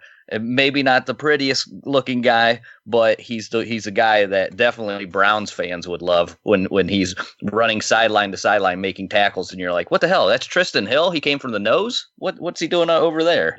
So 2 of those guys I also like that you do. Go ahead. Yeah, they're interesting, and Kalen Saunders did help himself a little bit at the Senior Bowl and those type of things, and trying to make an impression against better competition, but he's playing at Western Illinois. There's and there's an adjustment. Although I do think he could contribute early, it's just a question of how much. They have to get a 3 technique too. Unless you're Hiram and you're living in a world where I ask you who's the backup and you come up with a bunch of names that no one knows, and you're telling me, well, they haven't been given a shot. No, that's not how this works. This team's trying to win playoff games. Let's go get somebody who can be in there and productive. So, after you get past the best 2 players in the draft, Quinn Williams and Ed Oliver, again, Kalen Saunders is my next dude. And again, I've got him both. You can be a 3 technique and a nose. After that, I met Zach Allen from Boston College, who I absolutely adore. He is so well coached. He's so fundamentally sound. He's still only 21. He's a really good athlete as a 3 technique. That's what I was going to ask you. Are you calling him a 3 technique, or are you going to allow him to switch back and forth to edge? You could move him if you're, certain situations that you really like. Let's say you're trying to close out a game at the end and ground or you're playing the Ravens and they're trying to run the ball down your throat, and you have Larry Ogunjobi, you put a guy like Kalen Saunders, for example, and you want to have a bigger presence at left end. You put Zach Allen out there. He's a terrific run defender. Mm-hmm. And you can put Myles Garrett at the right end in that scenario and have a ton of run stopping ability. There are very, very, very few situations where I want him at the 5, when I sort of get it. He's got some ability there. But ultimately, to me, he's a 3 technique, and he's got tremendous hands. I think his athleticism goes from a negative to a plus. On the interior, I think he could easily add 10 pounds without even thinking about it and not lose anything. He's just outstanding. His production as a junior, he had a 9.7% solo tackle market share as a defensive end. Yeah, 70 solo tackles I have written down because I was going to get to that with you. I was going to ask you about Zach Allen because I know you like him, and when I first looked at him, I'm looking athletically, he's Chad Thomas. That's what he is. He's Chad Thomas, and then I go, what's separating him? Because when I watch Zach Allen, it's the same thing. Like he's always winning. He's always winning. He just wins. And I go, what separates him? And then I started looking at tackles. I go, holy crap, he had 41 solo tackles this year. Holy crap, he had 70 solo tackles and 17. Doesn't even make sense. Then you go to Chad Thomas and you go 19 solo tackles last year and 24 the year before. It's not close. That's where he's lacking in the production. When you go to just overall sack numbers, like they're there. But when you look at Zach Allen's quarterback hits, his quarterback hits is like 17. Like he's hitting the quarterback, he's just not getting the sack. He's right there. He's just missing on it by a sliver. So production wise, it's just way more. He's athletically not great, and like you said, the 3-tech probably fits him. That's probably what would be better for Chad Thomas, to be honest. Also, is Zach Allen big enough to play? He was 281 pounds, and again, I think you could get 290 in a weekend. Okay. I think he's only going to get bigger. He's a massive frame, and he's 21. I mean, he may just fill out naturally a little bit. If you're trying to sort of correlate numbers into where the NFL goes, so if you're a guy who makes a ton of tackles in college, chances are you'll be a good run defender in the NFL. That's not a stone cold lock or anything, but it means you're getting to the ball, which tends to be in the running game. Zach Allen's not tackling a bunch of receivers with the ball. I mean, that just stands to reason. To me, Zach Allen has some similarities to guys like Cameron Jordan and Cam Hayward. He's not as athletic, but he just does things that get you noticed. And if you look at Cam Jordan coming out, he's a little more athletic, but in terms of like the way they produced, it's very similar. And Zach Allen's production in sacks is a little bit lower, but again, if you take it into context of how often he gets pressure, he's an animal. You're just getting a tremendous football player that would be added to a group of really good football players and should only get better as he goes on. He's coached really well. He's really smart. You see guys like Greg Gabriel calling him a glass eater. He's just a football dude. That's all he wants to do. Really smart and all those things. I think, he may not be a super exciting pick for some people, but I know Charles, I'm forgetting his last name, Fort Verts. Robinson. Who does nothing but defensive line, loves Zach Allen. And for the same reasons I do. He's just constantly atting around the football. He knows how to use his hands. And if you're trying to differentiate him from what Chad Thomas does, when Zach Allen looks down, he sees these big mitts and he uses them. Chad Thomas looks down and goes, I don't have any arms, and plays like he has no arms, and didn't seem to discover he had hands until he got to the Browns, and I'm still not sure he knows what they're for. Zach Allen, in terms of shocking guys, being able to stack and shed and do things like just frustrate opponents to no end, he does all those things. He's just terrific, and he's a guy who looks like he's only going to get better. I guess you can make the argument, which I don't think holds a ton of water, that maybe he's maxed out. But at 21, I don't see it that way. But I think he could be an absolute force if he's coming in as a third defensive tackle for a Sheldon Richardson type guy. When Sheldon Richardson's tired and you need 30% of your snaps from a guy like Zach Allen, he's going to give you everything he's got against the run. He's going to give you everything he can as a pass rusher. And I think he's a real weapon for that. But moving on from him, I think he's tremendous. Charles Omenihu from Texas. He's an inside-outside guy. I think he's more of a 3 technique, though he did improve his 3-cone substantially at Pro Day. I still think he's more of a inside guy. He has super long arms. He's very powerful. And he essentially played a 3-4 nose anyway. So it translates more to playing on the inside than it does the outside. He's not a guy who's really turning the corner very much. He's more of a making athletic moves in terms of the direction his hips are pointed type guy.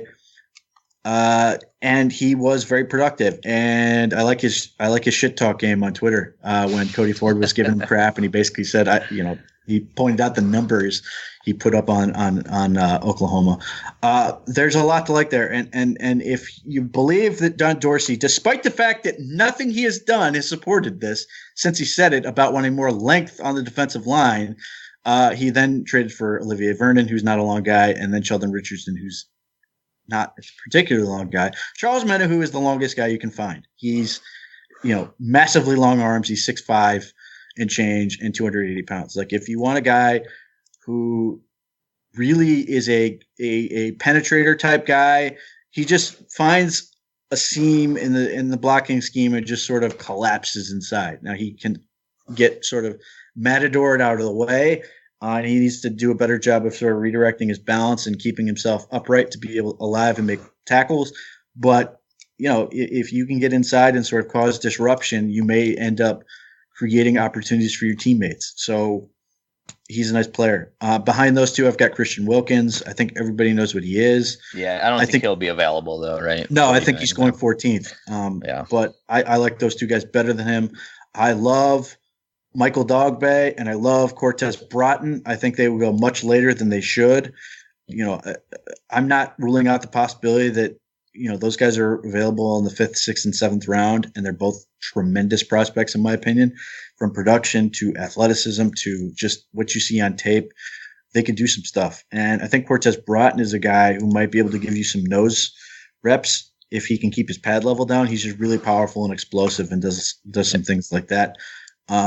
He's from Cincinnati. What about the other guy from Cincinnati, Marquise Copeland? I wish he did. I didn't see how he tested. Yeah, he coming into this year, I was sort of looking at Marquise Copeland going, oh, he might be something. And then Cortez Broughton basically, warped right past him and left him in the dust. Michael Dogbe, to me, is the blue-collar working man's Ed Oliver. If you watch him on tape and you watch Ed Oliver on tape, they sort of do a lot of the same things. They're just relentless effort guys. They may make a few plays just on hustle alone. Throw their bodies around, willing to play zero gap nose, take on double teams and stuff like that. And then when you let them rush the passer, they can do some stuff in terms of athleticism. And Michael Dogbe is a really strong dude, 34 bench reps. Another guy who has been in the weight room for 4 years. I think he's a character bonus type guy. His production is great. He just has a lot of things that I think make him interesting. And again, if you're bringing him in as a third guy behind Sheldon Richardson, and he's now against an offensive tackle or offensive guards and centers, if they take him lightly, he will punish them for it. I think both he and Broughton would allow the Browns to keep the pressure up when those guys are off the field, which is exactly what I want. I really like those guys. And then the guy, and I don't know where I'm going to put him, and it's entirely about what I don't know, is Jerry Tillery. And, the labrum situation, which was surgically repaired after the combine, my inclination would be to shut him down for his entire rookie year. I expect they're going to try to get him back for training camp. I'm not sure I love that idea just because it's so important and all those things, and you want to recover that really well because you don't want to end up with a Shaq Lawson type situation. Who tore his labrum, went in the first round out of Clemson to the Buffalo Bills, and has never been heard from since. Still technically on the roster, but you've never heard of Shaq Lawson since he was drafted in the first round. Yeah. Tillery, that was a guy I absolutely love. Tillery, he's an enigma. His solo tackles suck. He is the ultimate money play guy. All of his plays are in the backfield. He had 19 solo tackles this past year, which is 3.4% market share, which is not good. He had 10.5 tackles for loss, and he had 8 sacks. That's not leaving much for anything else. The production, you watch him against Michigan, you watch him against Stanford, and you're like, wow, get me this dude right now. I will take him in the first round. He's an absolute monster. He dominated those teams, made them look awful. They could not deal with him at all. He basically won both games for Notre Dame. You watch other games and you're not so sure. He's still 21. He just turned 21 years old. There's a lot of chatter about him in terms of does he love football? How much of that is really he has outside interests? How much of that is he could easily walk into another field and make a ton of money? How much of that is people throwing stuff at him, as they've done any number of times before with educated guys who have other outside interests, including the Browns fans? When Myles Garrett came out, go, oh, he likes Marvin Gaye. Oh, he likes poetry. Oh, he likes dinosaurs. We don't want this guy. He has too many other interests. I was listening to Dane Brugler talk about it on Trust the Tape, and he was only willing to basically comment on the fact that the PG quote he had was that Jerry Tillery is a weirdo. And they don't know, like, scouts don't like him. They don't know, if he's going to be willing to put up with getting his ass kicked and showing up the next day type dude, if they're worried about that. So I don't know where you take him. As an athletic profile metrics guy, he's great. I love the fact that he's so big with a huge frame, because he takes up so much space, and he almost he gets in the backfield and he basically falls down in the direction of the ball carrier, and he, by virtue of how long he is, he can tackle them. He would be fascinating as a third rotational guy coming in and sort of making a mess. There's just a lot to like him. Again, I don't know where you draft him. I don't know what the medical says about him. There's so much that you don't know. I don't care about what people are saying about the off field. I'm not going to get into that mess because I've never talked to the kid. I'm just saying what's been out there. I look at him as a inconsistent, freaky dude. You got to figure out in interviews what makes him tick and decide if you like that. My guess is John Dorsey is on the club that does not like Jerry Tillery, but I could be wrong about that. If he's sitting there at 49 somehow. That's the length right there. What's he talking about? He wants that length.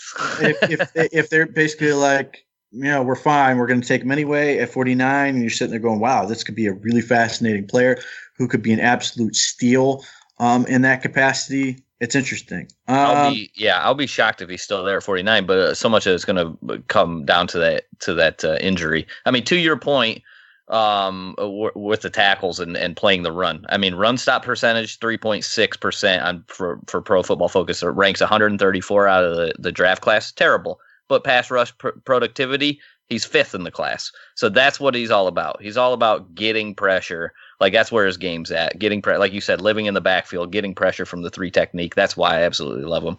And when you think about where the Browns are going in terms of they are a team that's potentially going to be putting up a lot of points and being in a lot of positions to pass rush. Yep. Maybe you love what that brings. But maybe you want more of a full service guy. Nose tackles, other than Tristan Hill, other than if you like Kalen Saunders for that spot, Dalen Mack, if you want an old school clogger, he's pretty good. He's. I think he's very solid. I thought he was pretty good at seeing. He just is tough to handle, man. Like, that's the guy where he's going to get double teamed and he's not going to get pushed back. He's just going to hold down his gap. The other guy I was thinking about, what about Greg Gaines? Do you like him at all? Love Greg Gaines. He is not. My issue with Greg Gaines is he can't. I don't know if it's a physical issue or just like a mental block. He cannot chase down the line for shit. You watch him, he ain't going anywhere. However, he does not get moved. And not only does he not get moved, he moves the line of scrimmage backwards a lot. And Ben Burke-Irvin, a guy I really like, the linebacker from Washington, whatever contract he gets as a rookie, it feels like 10% should go to Greg Gaines, because that dude made his day. He just allowed him to stay clean and run around and make a mess because this dude was taking double teams and stuff like that. And he does have pass rush ability. He does have the ability to make plays in the backfield. Again, if you're okay with a depth guy who's not really, or you're hoping he can improve chasing down the line of scrimmage, that's fine. But ultimately with Greg Gaines, you're getting a nose tackle who's not the super jumbo guy. He's more of a true even front nose in terms of size and stuff like that. If you can get him to chase down the line a little bit better, he owns his gap, and you may be fine with that where he goes. If he's a round 5, round 6, round 7 type guy, that would be fantastic. If you're trying to get him earlier than that, you may have some questions. But yeah, I love his game. His tape is really good, other than trying to work laterally. Yep. Okay, I agree with those. I'm going to look at my list. Gerald Willis at all? Too small? Or what do you think of him? 1 year production, really? I love his tape. If you want a guy who's make a mess as a run defender, that's great. I am still waiting to see some athletic testing. I have not. Did he not test? Oh, I think he did, and I don't think it's come out. Or if it has, it's been well kept secret. But typically, when athletic testing doesn't come out, when it's really good, agents find a way to make that shit come out. When it's not so good, it tends to be not public. So I'm a little concerned about that. Or if it did come out, it was bad and I moved on. Production is okay. His age is not ideal. He's still 23, which is okay. But yeah, he's a guy who just makes a mess. Does not really offer a ton as a pass rusher, but he's just he's a guy who's more likely to facilitate other pass rushers, but he will make a mess in the backfield and those type of things. The only thing I've seen testing wise, I have seen a 5.16 40. That is the only number I've seen. And he's not that, but he's only like what, 286, 290 at most. No, he was over 300. 6'1" and 3/4, 302. Which would be fine. And if you're in a 5.16, that'd be great. It's more a question about the other stuff. And then, that's another one you have to vet the off field. And it's not because he's a bad human being. It's because he had some real life shit that caused him to take an absence from football. So we should see. But if you're saying he could potentially had as a day 3 guy, early day 3 or late day 2, he's a guy who could come in and I think contribute early and often. Again, if you're looking at this as a if you want pass rush, I don't know that he's your guy. If you want a guy who can give you more run defense and clog up the middle and maybe protect your linebackers, I think he's more in that realm. All right, good stuff on that. Let's go over to the defensive end. So just looking at our roster, of course, everybody knows Myles Garrett, Vernon, Chris Smith still on there, Jernard Avery we use as an edge, and Anthony Zettel. Now, we get a ton out of Garrett and Vernon. Well, we know we will. Avery did an excellent job when he was in there. Chris Smith did a pretty solid job, but, these are all, you can get better there. So, I don't think it's going to be a high selection. I don't think that's one might, unless somebody that they absolutely love is there at 49. But give me some guys that you're thinking here, Pete, that the Browns will be looking at. Again, if they want to maximize length, it doesn't get any longer than Anthony Nelson from Iowa, who's a really good player, really athletic, has good tape, still pretty young, just turned 22, really good. His solo tackles aren't outstanding. Everything else is really good. He had a ton of sacks. 6'7", 271, 4.82 speed. Really agile. He can bend. He's the guy that stands out from that standpoint. If you're talking about the best pure pass rusher that is available at 49, maybe 80. I don't know if he gets any further than that. It'd be Max Crosby from Eastern Michigan. Really nice player. Yeah, he's got more swim moves than Michael Phelps when I watched him. He loves a swim move. He is so slippery. He just, he's a guy who just, his thing is not getting blocked in the first place. Yeah. He gets in the backfield and he causes issues. He's really athletic. And what's interesting is you watch him on tape, you're sort of like, why is he looks really thin. He's not like a super defined guy, which may be a big positive for him. He may be a guy who has room to keep adding muscle and getting more onto his athletic frame. Yeah, only 255. I thought he was really going to be a lot like Carl Nassib size. That's what he looked to be, taller. Maybe it's because you're Eastern Michigan, you're playing against smaller guys. But when I saw him, I was like, oh, this guy's a big boy. And then 6'4", 255. I was like, really? That's it? I thought he was going to be a much bigger than that. Yeah, I think he's got a good frame to add weight, but the Emus produce athletic dudes, and he certainly fits in that. They've had a nice run of that. 59 tackles out of him too. Is that what you said? I don't know if you brought that up, but it seems like a good amount of tackles from a defensive end. I have 31 solo tackles, which is great. 7.2%. He had a ton of tackles for loss, which I guess was a new element to his game that he added it this past year. He didn't really have those. He was more of just a sack guy. Ben Banago from TCU. If you are comfortable with taking an athletic project that has all the traits metrically to suggest a guy can be good, but you got to literally teach him everything at this point. He's super raw. Ben Banago is your man. He is a guy who would be a stand-up edge rusher. I mean, you can put his hand on the ground, but that's, he's a guy who can be a linebacker type guy. Really athletic, and was super productive, and he just runs around and does shit. Nothing about his game is particularly pretty. I think I would go with the less athletic teammate of his, LJ Collier, if I had the choice. If they were at the same spot and I was going to take one, he's not. I think he's actually terrible athlete. What did he run? A 4.91. Shit. Terrible, but he's another one of these guys that just win. He just wins his block. He beats his man, So just from that standpoint, I go Collier's better than Banago, but I absolutely see what you're saying. Athletically, Banago's a freak. Yes. LJ Collier has really, really, really heavy hands. He makes noise when he hits you. He's going to make an impact. The athletic testing is too low for me.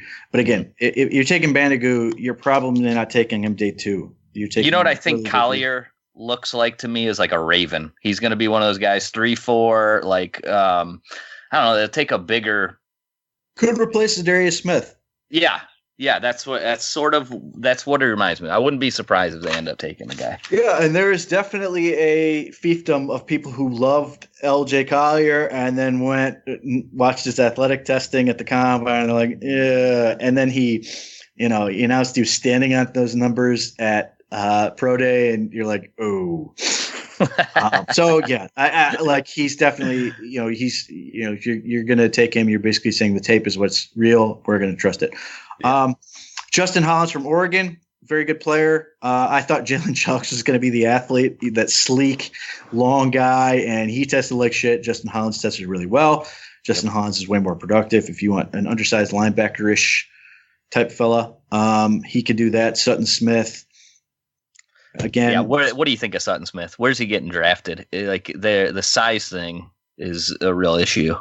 Late day 3. I think you taking him, he's got to be a linebacker, and even if you're going to let him be a linebacker that just causes problems as a pass rusher, I mean you basically take him and you're hoping he's a smaller version of Jannard Avery, which the Browns already have. So why would you care about Sutton Smith? But Sutton Smith is very athletic in terms of agility. He's got really good production, and his tape is great. Phenomenal. I love it. He's a lot of fun on tape. He just does a lot of shit and makes a mess. My alma mater, the Harvard of Summit County, Ohio, Akron, Jamal Davis II, surprised the hell out of me. I did not expect this athletically, and he produced great. Very light, 243 pounds at 6'4", but athletically great. If you want sort of a guy that you're going to have to say is a linebacker, you're hoping he's going to be able to contribute on special teams, but you have a bunch of size on the inside, or you want to move Myles Garrett on the inside, and you want to get another super speedy guy on the outside. Jamal Davis is a guy who can do that. Now, I don't love his agility. It's not very good, but he is very explosive. I mean, it's a 7. It's not bad. It's just you'd like, sub 7 athleticism for a guy that's small. But he's very explosive. He can get off the ball and he can do some of those things. So he becomes interesting. And then another guy who I think is in the Genard Avery mold would be Caden Ellis from Idaho. 6'3", 240. Crazy athleticism, at least what was released. 4'5", 940. 6'4", 9'3" cone, 4.06 shuttle, which is freaky. 34.5 vert isn't great. But, at Idaho, 8.5 solo tackle market share, 24.2 tackle for loss, 7 sacks, which is 38.8% of their production. Idaho is obviously an FCS school.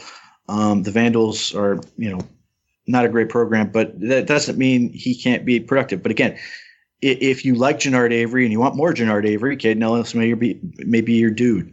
So those are. Do you know Malik Reed from Nevada? Have you watched him? Do. I have not seen his athletic testing. It's terrible. I loved watching him. But I loved watching him. He's another guy who people love. And I looked at the athletic testing and went, He's just such an easy move. When you watch him, you're like, he's so smooth, man, and he wins. He wins nonstop. And I'm like, oh, what's his? I looked everywhere for his athletic data, and one day I was like, Adam, I can't find Malik Reed, and he brought it up 4.8, and I was like, no, it's impossible. He can't be a 4.8 guy. It's not even possible. If memory serves, did he have let me check. Let me see if I can find this. I know he was slow and he wasn't very explosive. But I'm trying to remember if he was like super bendable, which should, some people may just ride that and say, okay, he's got this, we can live with it. He had 42 hurries on 270 pass rushes this year. That's phenomenal. Clear, he did it. He was super agile, 6'8", 9". And this shuttle was okay. There's hope. But the problem is when you're that slow and you're that small. Yeah. There's very limited number of places you can put him, and that's where it becomes a problem. However, clearly the Browns know where the campus is, so who knows? I would say no, but I could see where they try to make a case for him. It's just again, where do you put him on the Browns roster? No, he's not a Brown. He's not. He'll probably if he even gets drafted with that, he'll go somewhere where 3-4 defense or something where they can. I just don't see him with the Browns really. Not that style. So Chase Winovich, does he land in that style or is he still, he's a little bit bigger than these guys that we've kind of been talking about. He's what, 260 or he's 250? Yeah, big boy, very athletic. I wish he would have produced in college and he did not. And unfortunately that is like a plague at Michigan this year. None of them did. Compared to Gary, he did. Oh, he only had 5 sacks this year, but he had 10 the year before. 34 hurries on 316 pass rushes is pretty solid though. He's got a decent. He's at 25th pass rush productivity compared to the other edge defenders, which is not bad. But he's second run stop percentage. He had 42 run stops, only behind Malik Reed, who had 50. Let's do some math. Maybe he's okay, and I'm selling him short based on that season. Let's see. No, he might be okay. We can't get him because he's from Michigan. People will hound him. He's okay. He's a good, not great. Based on that junior year, which is fine. Well, he could be senior year twice, I guess. That's a guy who could be there at 49. That would still be too rich for me. Okay. How old is he? Oh, he is older. That's what I remember looking at that. Like, I think he's 24 or something, 25. Then we're done. Yeah, he's older. The other guy, let me give you another guy, Raheem Bingham. Oh, you know him? Didn't I give you Raheem Bingham? Did you? I don't know. Arkansas State. I don't know if I've seen him test. Yeah, Chase Winovich is 24. Fuck him. Raheem Bingham. I don't think he tested because of an injury. If you watch his tape, he has no regard for his or anyone else's body. He does not give a shit. He just flies around and slams into things. You would have to convert him into a full-time linebacker, which is fine. He's probably more of a third down and only right now. But he's a missile. Like if you draft him or sign him after the draft and you say, I'm going to take this dude, he's going to be on every coverage unit because he does not give a shit about anyone. And we're going to see if we can't get him to produce somewhere. His production is outstanding. He's very small. Is the concern. Again, he'd be a linebacker. You say he didn't test yet? I don't think he. He suffered an injury in the bowl game, I think. Yeah, knee injury in the bowl game. According to this interview, he said the rehab's going great. He's doing squats with no weight. Even though I won't be able to do my pro day, I will still be able to be out there walking around, and I'll be making a full recovery soon. So yeah, he's an injury guy. You know that adds to it. So he may be undrafted free agent type, or maybe you draft and stash type guy. Yeah. But yeah, if you watch his tape, you're just like, oh my god. 40 hurries, 272 pass rush. He's the third ranked Pro Football Focus pass rush guy. So, so there's him. There's another name. Oh, I want to ask you about this guy because I haven't seen any athletic testing on him. DeAndre Walker, Georgia. Yeah, I don't think he's tested either. Okay. Or if he did, it was bad, as everybody else was bad at Georgia. Let's see.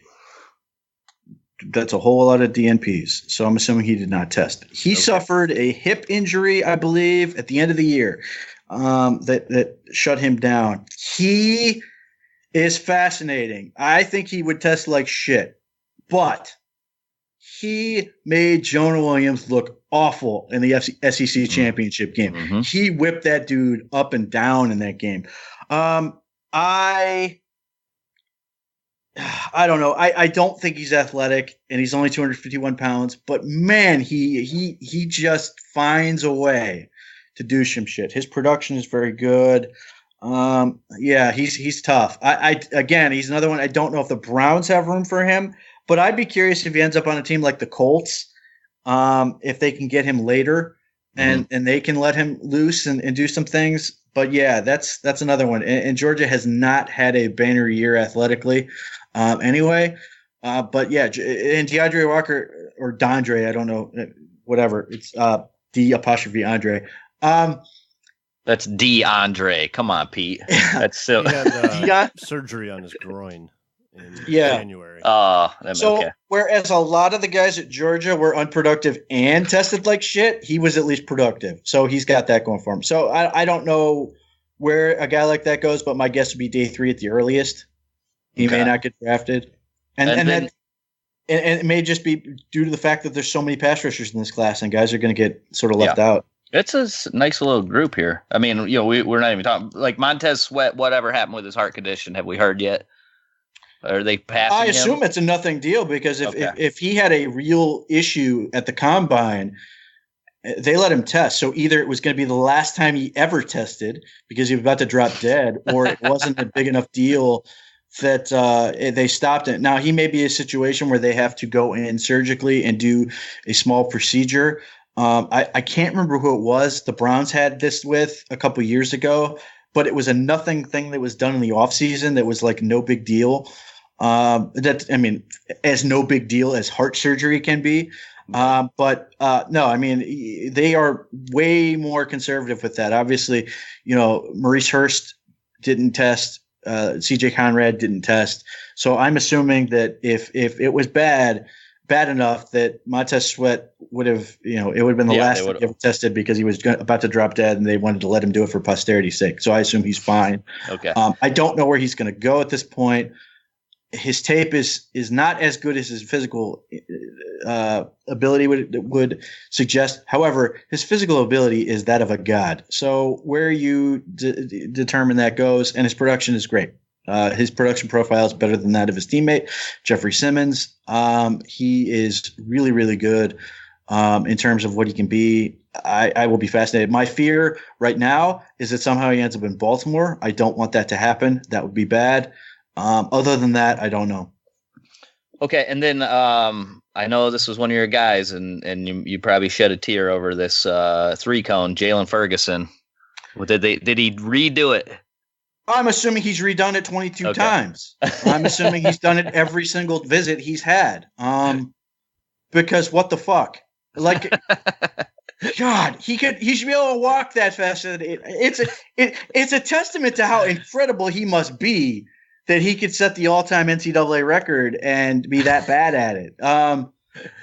Now, granted, he's a guy who tends to play in the direction of his hips, so the shuttle is more important, but he shit that too. So obviously some of this, the visit, are because he was excluded from the combine because of the issue he had in early in college with the fight at McDonald's. Mm-hmm. You know, I think that's a dumb reason to keep him out of testing. But yeah, it would not surprise me at all if literally he was going to 22 visits and doing agility drills again, and seeing if he could get better. I love his game. I can't defend that. Right. You know, it may be a situation where like Cooper Kupp, like the Rams took him and basically said, we know he's faster than the way he tested. And so far they've been right in how he's played. But he had good agility drills though, Cooper Kupp. That was the difference. Yeah. Now, Jalen Ferguson, much to the chagrin of people who cover the Dallas Cowboys, seems like the Dallas Cowboys are going to take him. They seem like they seem very afraid that they're going to take him at their second round pick, maybe even the first. So we shall see. I like the kid. I originally thought he was going to be arguably the best pass rusher, up until the athletic point, he was arguably the best pass rusher in the entire draft. Unfortunately, the athleticism counts, and he's no longer on my board. All right, let's move on and let's get to linebacker. I actually found a good amount of linebackers that I like, and not like later in the draft in this. And so I'm interested to see what you have. I know you don't like to draft linebacker early. I think you even said you probably would switch because Devin Bush was such a great athlete that you would have looked at him at 17 when we actually had the pick before the OBJ trade. But now that we're back at 49, like couple guys that you would target for the Browns from the linebacker position. At 49, I would not target any linebacker in this draft. Okay. The guy who I was hoping would be able to test and unfortunately couldn't due to injury. And this is another the same school, West Virginia, David Long. I love his tape. I absolutely think he's ideal for what Steve Wilkes wants to do with a weak side linebacker. He's another guy who just throws his body around and just does shit. Pass rushing, getting in the backfield to stop the run. He can play in space a little bit. I don't think he's very good in coverage, but Steve Wilkes wants aggressive guys. He's an aggressive will linebacker. The thing about David Long, I've never seen this before. He missed 29 tackles. He fits the Browns in that he misses so many tackles. He would come in here and fit right away. 29 missed tackles this year on compared to, I have him down. I know you seem to have different tackle numbers than what I have here. I have him for 82 tackles, and then he missed 29. So that is terrible. One of the worst things I've ever seen. He has 54 missed tackles in his 3 years. That's pretty horrendous. So that's a problem. I think the Browns have to get a lot better at tackling. But I know he flies all over the ball. It probably would have tested pretty well. But I think that's a problem the Browns have to look into. You have to tackle. I have him I go off CFB stats. He had 76 solo tackles this year, which is 14%, which is outstanding. My thing, look, certainly you don't want missed tackles. My thing is part of that, and this is partly true with Joe Schobert. Part of this is because you end up diving at tackles because you think they're out of your range and those type of things, and you end up getting some missed tackles that you otherwise would not miss. Partly it's just bad technique, and they need to get better at it. Now, I think that's something you can coach. I think you can deal with tackling at the NFL level, and if you can't, what the hell? Having said that, I totally understand the idea that you want to draft guys who are just better tacklers. I have no problem with that. So those are the two schools of thought. Draft really athletic dudes and teach them how, or draft guys who are really good tacklers and hopefully also good athletes.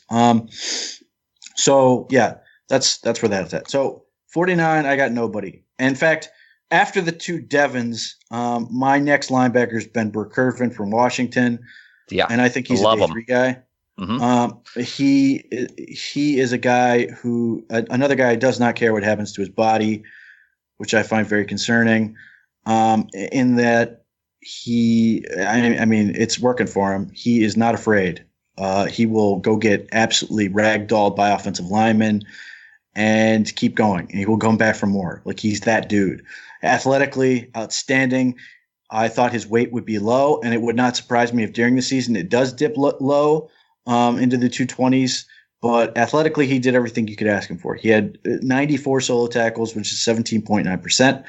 That's, well above what you need to be an elite linebacker. And I think he can convert to will. I think he can be the heir apparent to Chris Kirksey and get a little more athleticism on the field, a little bit more speed if you want to fly around and do stuff like that. And he just keeps coming, and I like that part about it. But that's my problem is I like this linebacker draft. I just don't like any of them. It's either the first round or fourth round. Yeah, well, Burke Irvin, like, it's sort of the mold that a lot of these guys are, where they're almost like safeties. Like, he looks like a safety. The first time I saw him, I was like, geez, I even sent the video to Adam. And I said, what position does this guy even play? Is he a linebacker? But this is what everybody's starting to look like now. I mean, he looks small, but he gets he's all over the field. He tested way better than I thought he was going to test. I thought he was going to be slow as shit, and he's fine.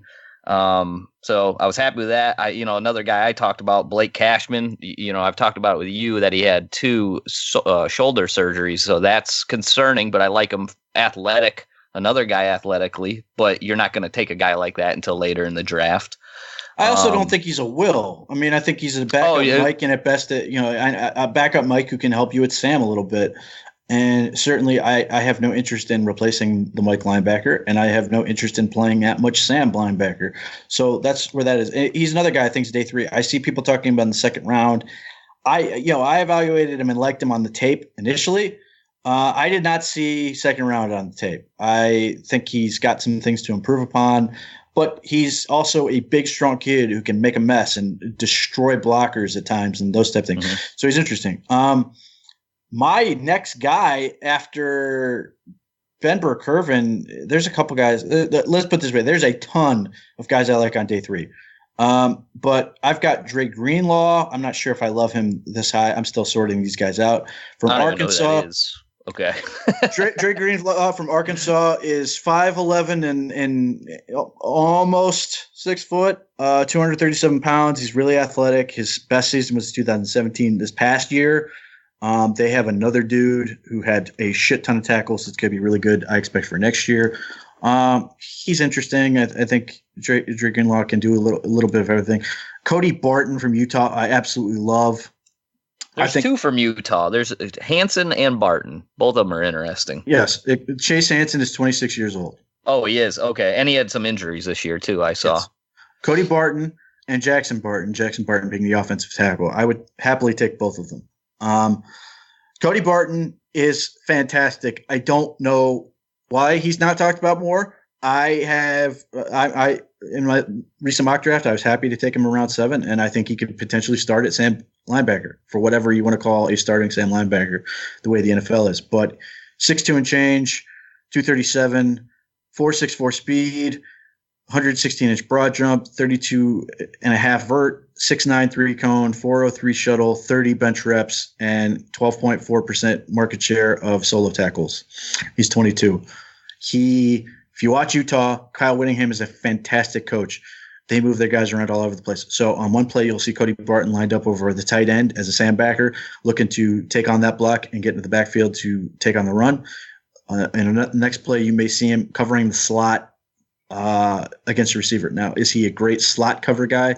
No, but he is athletic enough to do that type of stuff. And if you're forced to be in a situation where you need 3 linebackers, you are not getting cheated athletically with a guy like Cody Barton.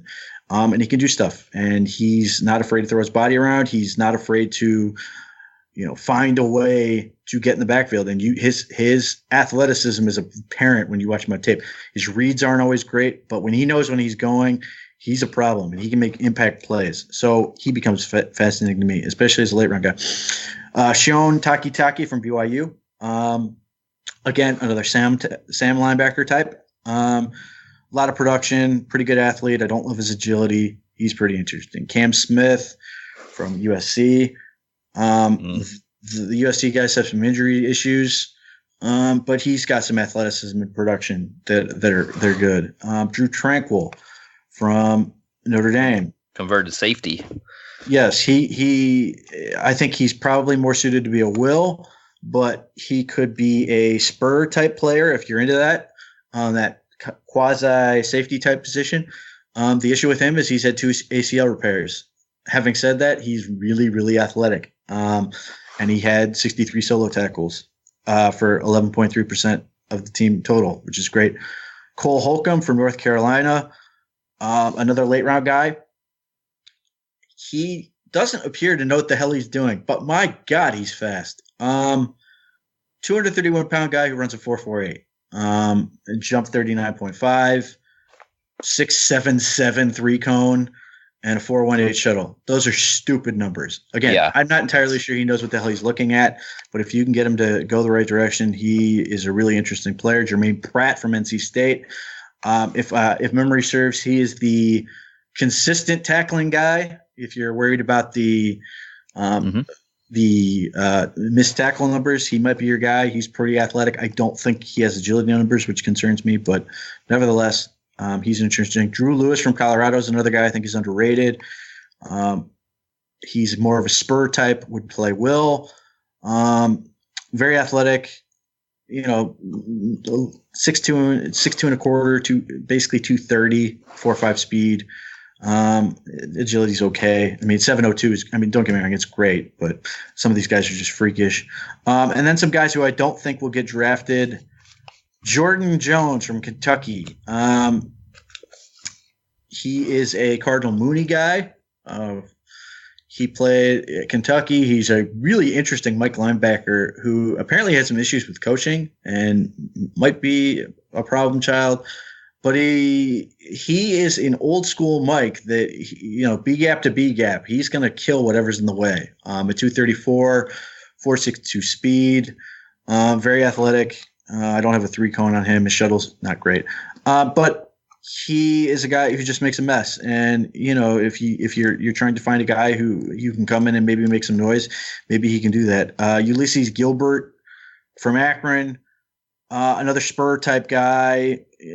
Akron's use of him with Chuck Amato was fascinating. A lot of production in 2016, largely was sort of passed over. I mean, he was okay in the rest of the career. John Lako, who I think is going to be a draftable guy next year, sort of surpassed him in a lot of ways. But he's like a toolsy guy. He does a little bit of everything, and he's a guy who just plays full bore and just makes a mess. Tyrell Dodson from Texas A&M. I have not liked what I've seen on tape, but he's an athlete and he does meet some thresholds. And then the small school guy that I'm interested in as another spur type would be EJ Speed from Tarleton State. 6'3", 227, 4.64 speed, really agile, reasonable production. If they want sort of that type. Yes, I would love them to get a linebacker who can ultimately replace Chris Kirksey. Again, unless you're getting that first round or you are supremely confident about a guy like David Long, I don't think you draft a linebacker until day 3. And maybe you draft 2 of them, or maybe you draft one and find another one an undrafted free agent. This is part of what makes me think that the Browns are more focused on DBs, is because I just don't think the supply is there at linebacker in terms of getting plug-and-play type starters. And again, the Browns don't need plug-and-play type starters. I mean, Chris Christie's going to be out there.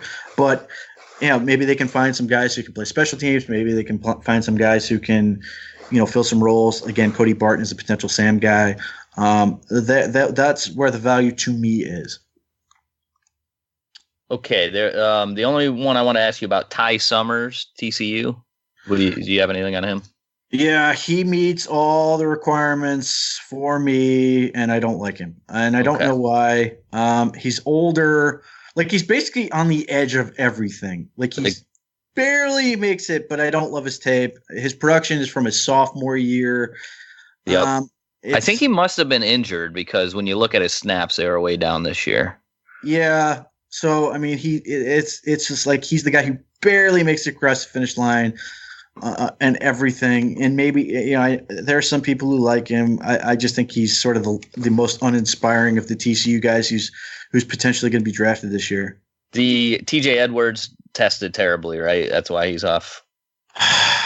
Yeah, that one hurt. Okay, he's so good. And then the Coney kid from Notre Dame, same problem. Okay, and what do you? This is all right. There's two guys that I can't find anything of. Jordan Kuntz something from California. Have you watched this guy? Kuzniak? Know anything about him? Yes. Is that what it is? Okay.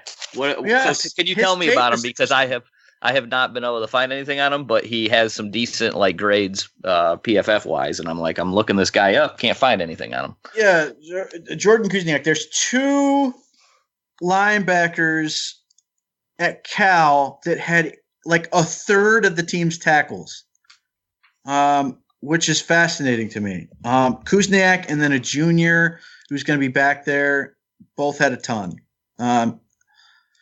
Kuzniak is fascinating because you watch him and he's like sort of a combo will linebacker slot guy, and he's interesting. He makes a ton of tackles, and he did not test terribly well. He's not bad. Okay. I think he was too slow, and I remember when I was watching him on tape, I was sitting there like I couldn't decide if he was, fast enough or slow, and it turned out he was slow. But yeah, he had another guy with like 17% tackle market share, 18%. It's the same thing with Joe Dineen from Kansas. Yeah.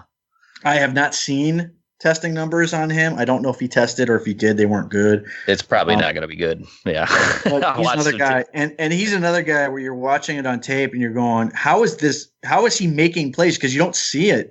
Like, you don't see a lot going on with that tape. It's really irritating to watch. But he led the nation in tackle solo market share. So there's a lot to like him. Actually, no, I got some numbers on him. 4.6.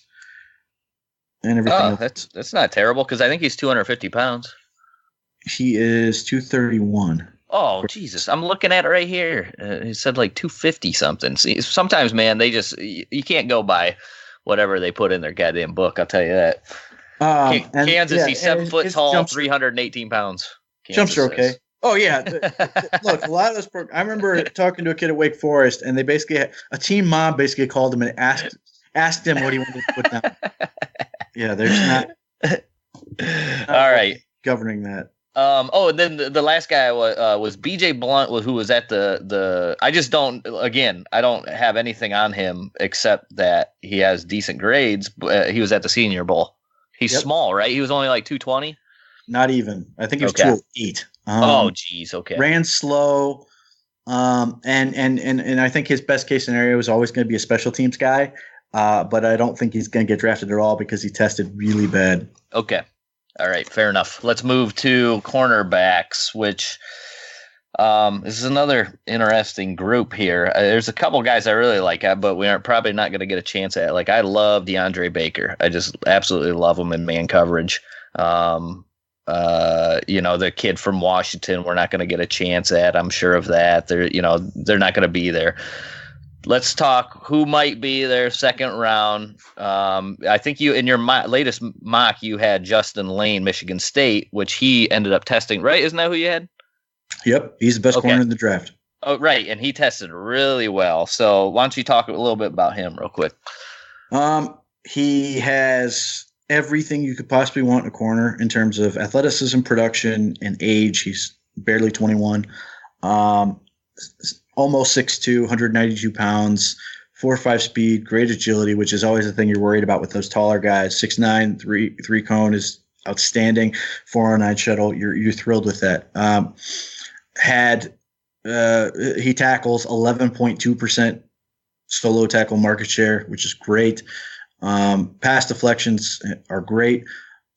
He is still he's an ascending prospect, and he's also a work in progress. He is, he's a former receiver turned cornerback, still relatively young as a cornerback, played at Benedictine High School in Cleveland. He is physical. He's tough. He's willing to get his hands dirty as a tackler. And there's a little window of time in the season where he had it put all together, and he was just killing people as a corner. And part of the reason I think Justin Lane works is I think he's an outstanding fit for what the Browns wanted to do defensively as a cover 3 scheme. Because cover 3 is technically zone, and yes, I think he fits as a zone corner, but really it's man coverage. It's just off man. And he's really good for that. You don't want him trying to play press and then running a race. He's not going to win that. But you allow him to play in space. He knows how to find the ball. He knows how to play contact. He has a sense of how to play in space and zones and stuff like that. Although somebody was saying that he's awful at it. I don't know who. I don't. He's awful at zone? Yeah, I don't agree with that. But I also think he's ideal for, mixing up your corners across from Denzel Ward. I think you get a guy who has the speed, and now you get a guy with size who can do different things and be physical. You can play matchups more interestingly. I think if the Browns were to draft him, I don't think he would start out of the gate, but I do think he would contribute. And he may be a guy that come playoff time or the end of the year, he may find his way into the starting role and not lose it. And then you're looking at your corner setup of Justin Lane and Denzel Ward for the foreseeable future, which would be a fantastic setup. But he just does so many things that I really like, and I think he's only going to get better as he goes to the NFL. He just seems like he's just outstanding for where the NFL is in terms of mixing things up. So if the Browns play the Bengals right now, he could potentially match up against AJ Green, where Denzel Ward goes against Tyler Boyd. They go against the Ravens. They can both wait on the sideline because the Ravens don't have any receivers. And the Steelers have, a mix of size and athleticism. So I don't like the matchup, and I'm sure they would roll with it just because he's their best corner. I don't like the matchup of Juju Smith-Schuster against Denzel Ward. I think Juju Smith-Schuster wins a lot on his size. He's very big and strong, and I think Justin Lane would be a better matchup for that type of thing. And maybe if they don't get Justin Lane, they'd still put a guy like TJ Carey on him, or something to that effect. And I'm assuming Denzel Ward was guarding Antonio Brown last year, since I think he was picked in no small part because of Antonio Brown. So it just allows you to do a lot of different things in terms of coverage. Yeah. So let's. Okay. So Mitchell's on his last year of his deal this year. Then this will be his last one. I think he's got another one after this. Oh, okay. He's got okay. So he's got 2 more, and then same thing with the other.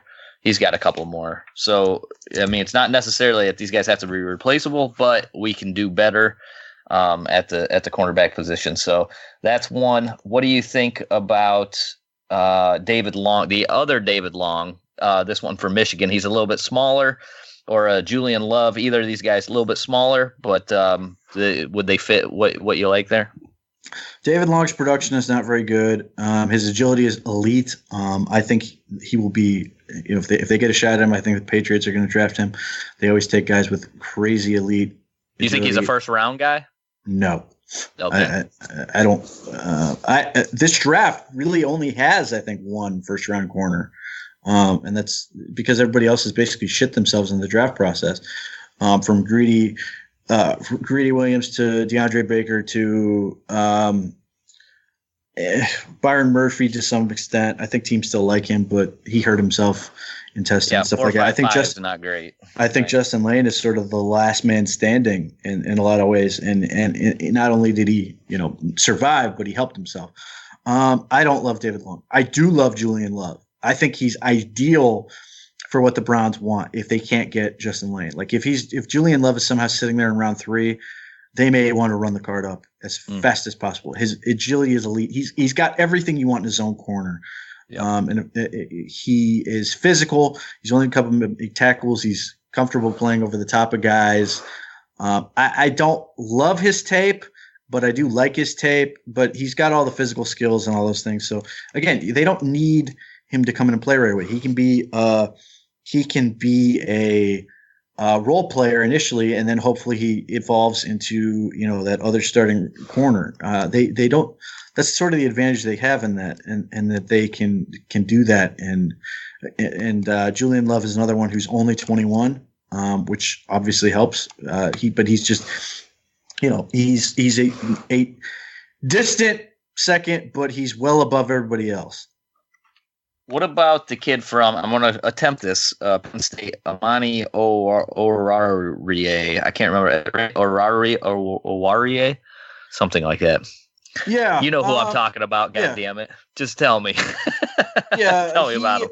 He is another, he has another guy with a ton of length. He's got size, 205 pounds. He tested well in terms of speed. His agility is enough. He allegedly ran a 6.97 3-cone at Pro Day, which would be a substantial help. We're looking at the wrong guy. 6.82 here. Yeah. First 3-cone. Yeah. He has physically everything you want. His tape is inconsistent. I think he's way more comfortable playing off man and zone. I think he can be too conservative at times, but at the same time, like if you want to get a guy who's not going to get beat deep, that's what this guy's going to do. And I do think he can improve and continue to get better. He's interesting. Right now I have him as he's my fourth corner for the Browns. He is definitely a guy where my inclination is to think he will get drafted higher than I would take him, but he is a very capable, qualified player that could certainly play in the scheme. Yeah, it's funny that these are all a lot of Big Ten cornerbacks, but no Ohio State cornerbacks that are really worth it this year, when typically it's, quarterback university there from Ohio State. All right, Rock Ya-Sin would be another guy. Do you like Rock Ya-Sin at all? Are you into him? He's okay. Abdurrahman Ya-Sin is fantastic. Okay. I think he's a step behind Julian Love, but I really like his game. He's the guy that went from a 7.31 3-cone to an Legend 6.97 at Pro Day. Everything else is good, very productive. I was going through his tape and Julian Love and Oruwariye yesterday to sort of order them, and I like what Rock Ya-Sin brings to the table. Despite the fact that people are going to hold the AAC against him, he did play a good amount of high end talent. He is a guy I think is a good player, and another guy I think is a really good fit for the scheme, and could be a really nice player. I think he will go earlier. I'm not ruling out the possibility that he could go in the first round or early second. Okay. But again, I have him third among Browns targets. Do you have Jawan Williams on your board at all? Because he ran really slow, did he not? He did. Okay, yeah. He is. Yeah. Here's the thing: Jawan Williams ran 4.64 at the combine. This is bad. You ran a 4.55 at Pro Day. This is sufficient.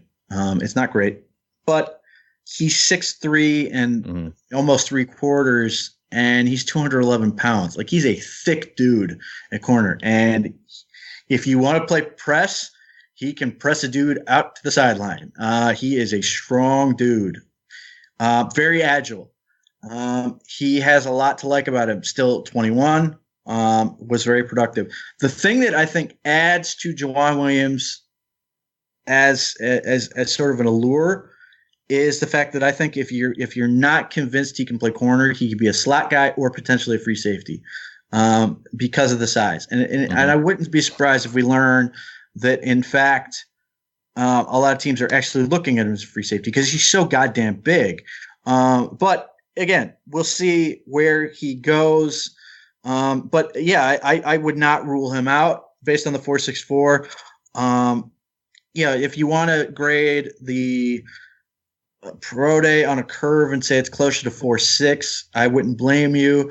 And that would probably make it unlikely that he will be drafted early. It may allow him to last until day 2 or maybe even day 3.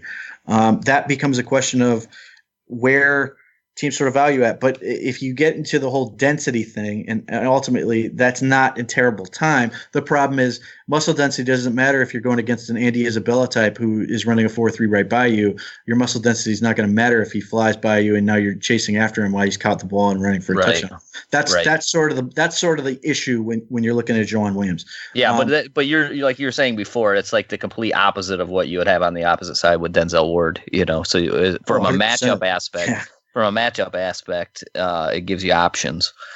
But yeah, I mean it's slow. But so was what's his name out there in Seattle, and they play the same thing, cover 3, so often. So yep, it'll be interesting. One of the other guys that had a really good 40, Jamel Dean, Auburn. I think he had a couple knee problems, but he still ran a. Did you get to watch him at all? Who's this? Jamal Dean from Auburn. Yeah, I mean his production sucks. Okay. Yeah, I believe he was the one with the knee injuries, right? Yes, otherworldly speed. And there are people trying to make him into something I don't think he's capable of. But when you hit that magic 4.3 number, I do believe there's far more likelihood that you're at least going to get a starter out of it, even if you're not going to get high end results. I think he's not a guy for me. I think there are better players, like Chris Boyd, who I think is inconsistent as hell. Texas. But I love the way he plays the game in terms of his physicality, and he has, the athleticism and pass deflection market share. But part of the reason he has the pass deflection market share is that nobody seems to be scared of him at all. Yeah, and didn't he? I believe he had like 3 pass interference. He didn't have the best Senior Bowl. He had like 3 pass interferences, like back to back to back or something during the game. Which my man is handsy. My man, as is Joejuan Williams. Those are both handsy dudes. I think he's more of a work in progress, but he's the type of guy where you are. I think you're betting on the future more than the present. And granted, Chris Boyd's a senior, and you want him to be good out of the jump, but his athletic traits and physicality may allow you to be patient and be willing to live with it. And again, if he's a role player, you can find some stuff. At the very least, Chris Boyd should be on every coverage unit possible. And I don't know where he's going to get drafted, but he is interesting to me. Anybody else in the cornerback list that you would want to talk about? Tay Hayes from Appalachian State is interesting to me. I've got Isaiah Johnson on my list. Barely. Kentucky, right? No, he's the kid from Houston. That's right. Yeah. Okay. He is going to go way too Johnson early. Is what I was saying. Yeah, he is going to go way too early for me.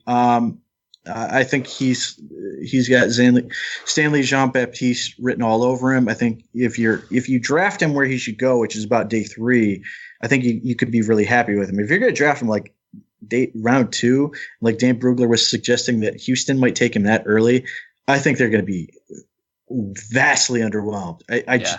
He doesn't know what he's doing yet.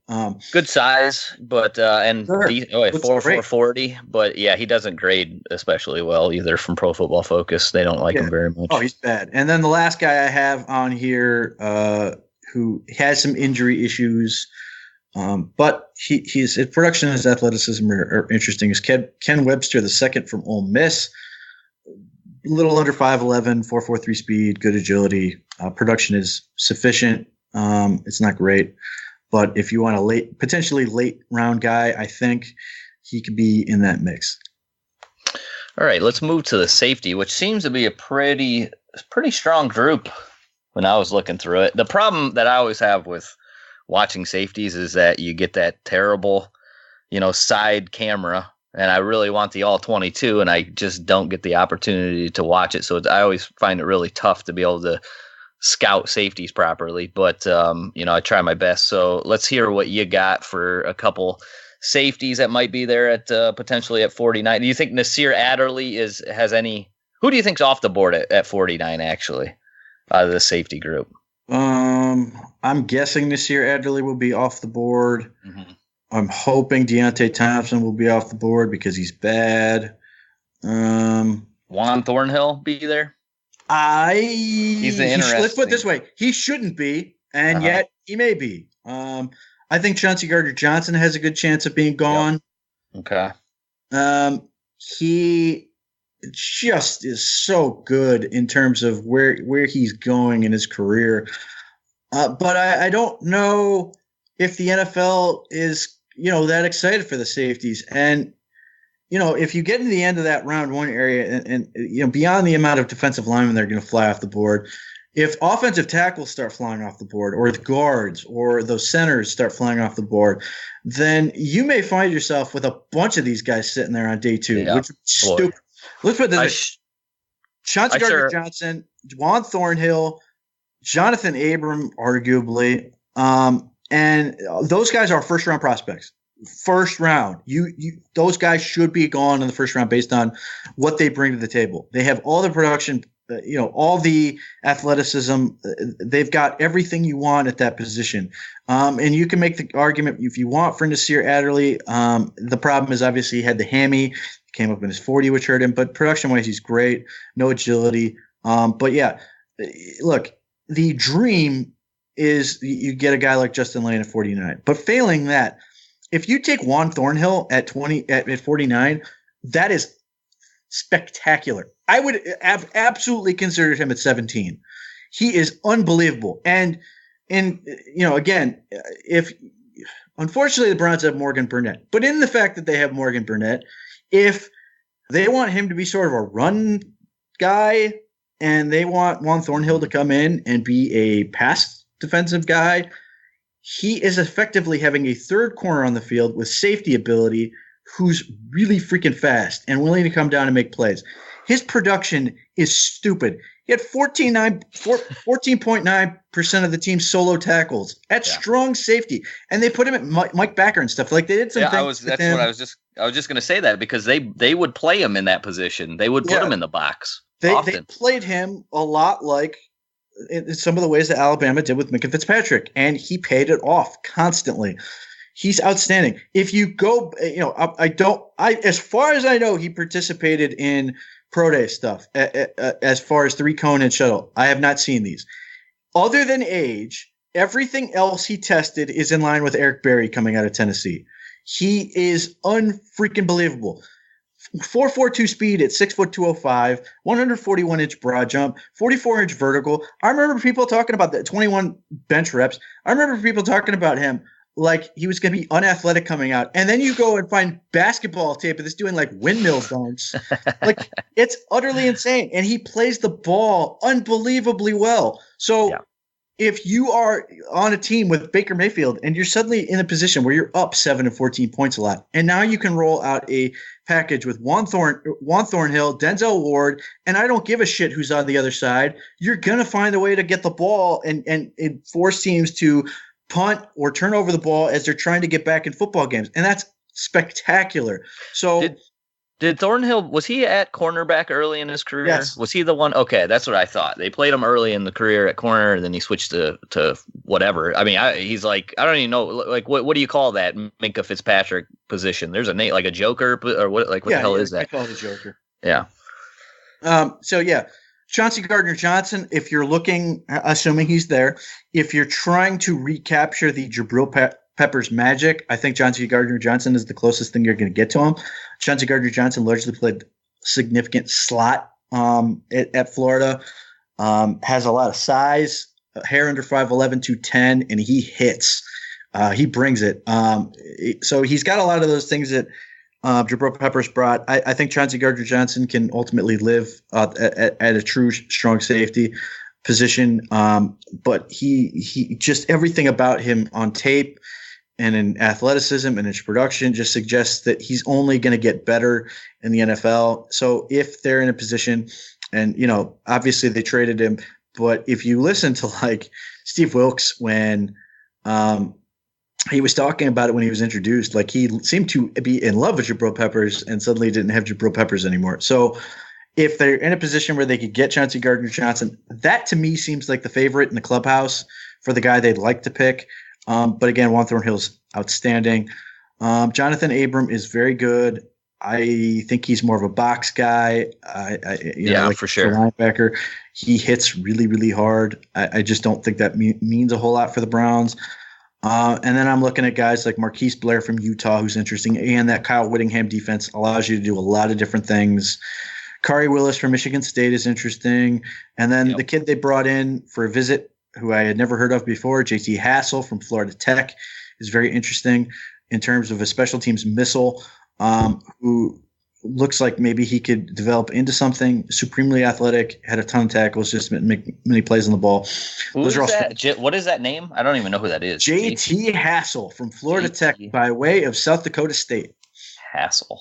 Okay, never heard of him. Now we're gonna look him up. Neither did I until the Browns announced they're having him for a visit. And those are my strong safeties. For free safeties, and certainly they can do. Honestly, I think the way the Browns are looking at safeties, or at least the way I think they're looking at safety, is basically a zone safety and a man safety. In this case, Demarius Randall is the zone safety. Anyone else playing that other side would be the man safety. So, after you get past Nasir Adderley, then it's Darnell Savage, who I really like. But I don't know if he's going to go super early. I wouldn't be surprised if he's gone before 49. He does a lot of things that are interesting. And Maryland allowed him to do a lot of things that are interesting, like, Paris Campbell covering him in the slot by himself with a lot of space in between them is really interesting, and he did really well at it. He can cover like a corner. He is a hitter. He's really athletic, 4.36 speed. His agility is okay, not great. 21, but he's had some production. But there's a lot of things to like with him. I think he's more inclined to go between 49 and 80. And if the Browns are fortunate to find themselves in a situation where they grab a guy like Justin Lane and they try to trade up for Darnell Savage, I think that would be a home run type draft. After that, I love Saquon Hampton from Rutgers. I think he's criminally underrated. I think he's fantastic. Rutgers is a dog shit team, and this dude is awesome on it. Has really good size, 6'1", 206, 4.48 speed, really good agility. He had really good production. I think he could be the real backup for Demarius Randall, which, as far as I can tell, does not currently exist. They don't have a real backup. Right. No. I think Saquon Hampton could be a backup to Demarius Randall. I also think you could bring him in as like sort of, if they want to bring like a cover 2, cover 4 type look, if they're in really conservative situations where it's like 3rd and 11, or late game, and they're trying to prevent teams from coming back, or at the end of the half, that you put Saquon Hampton on the field next to Demarius Randall. You split the field in half, let them both cover half the field, and plays deep zone. I also think he could be a slot defender, but his tape is really good. The guy I don't think his tape is particularly good based on what I've seen of it, but his athleticism. Who's that? Zedrick Woods. Is that what you're going to say? No, he's not on my list. Okay. His athleticism's out. I was just guessing. The guy who had, and I would heavily tax his pro day numbers. Iowa is one of those teams that has an issue with, like LSU, like Virginia Tech. Jack Gervais, the other guy from Iowa, I would heavily tax this, because based on what they have, he is 6 foot 210, ran a 4.48, had a 37.5-inch vertical, and then those aren't his best numbers. He ran a 6.763 cone and a 3.89 shuttle. That's him. Yeah. His production is fine. Like it's actually more than good enough. I'm not certain I buy it on the tape, but again, late in the draft, if you want to try to get a guy, great. And then the sleeper guy I have for this, who's kind of interesting on tape, Monty Fenner from Towson. I don't know how old he is. Athletically, he's got everything you want. Very productive. Interceptions are not great, but they're fine. But he just made a ton of plays for Towson, and Towson's a pretty good program. And you can find highlights. I think that's about it. But he's a guy who's around the football and can make tackles and all those things. So if they want another, sleeper type guy, late, undrafted free agent, maybe Monty Fenner's your man. Taylor Rapp doesn't do it for you, obviously, athletically. Is that your knock on him? He's obviously got supreme agility. The problem is when you run like a 4.7, 4.8, I think at that point you immediately have to put him in the box. And I think he could be a really good box safety, but the Browns signed a box safety. So I don't know where you put him. And he could still play the slot. You could still put Taylor Rapp in the slot. And obviously he's really popular in some sectors because he's a great tackler. But again, you play on a team with Ben Burke-Kirven, he's going to take all your tackles, so you don't have the production either. So he's a guy who people love. There are people who've talked about him in the first round. I never saw that. I don't know if he's still a day 2 prospect, but he may. And there's some who still think he could go before the Browns pick, which I think would be absolutely great because he doesn't really have a fit for this team. Yeah, like when you said they hopefully a lot of guards and centers go before, like when we first started the safeties. That's what you brought up. I think that's about it then. I mean, you covered everybody that I was thinking about. What about the Miami guy, Sheldrick Redwine? Anything? Production. There? Okay. Athleticism obviously is fantastic. I don't think he tackled anybody, if memory serves. Or he may have even done that. I don't even think he made play. No, he just didn't. He had like 2 pass deflections this past year, which is not good. You just don't. If you're going to take a free safety, unless you're basically going to say Sheldrick Redwine is a slot defender and like a corner, then I get it. You could totally make that case. But even then, you still want ball production, and he doesn't have it, so that becomes a problem. I know he's another guy who's really popular, obviously, very athletic. Went to a school that was good at one time.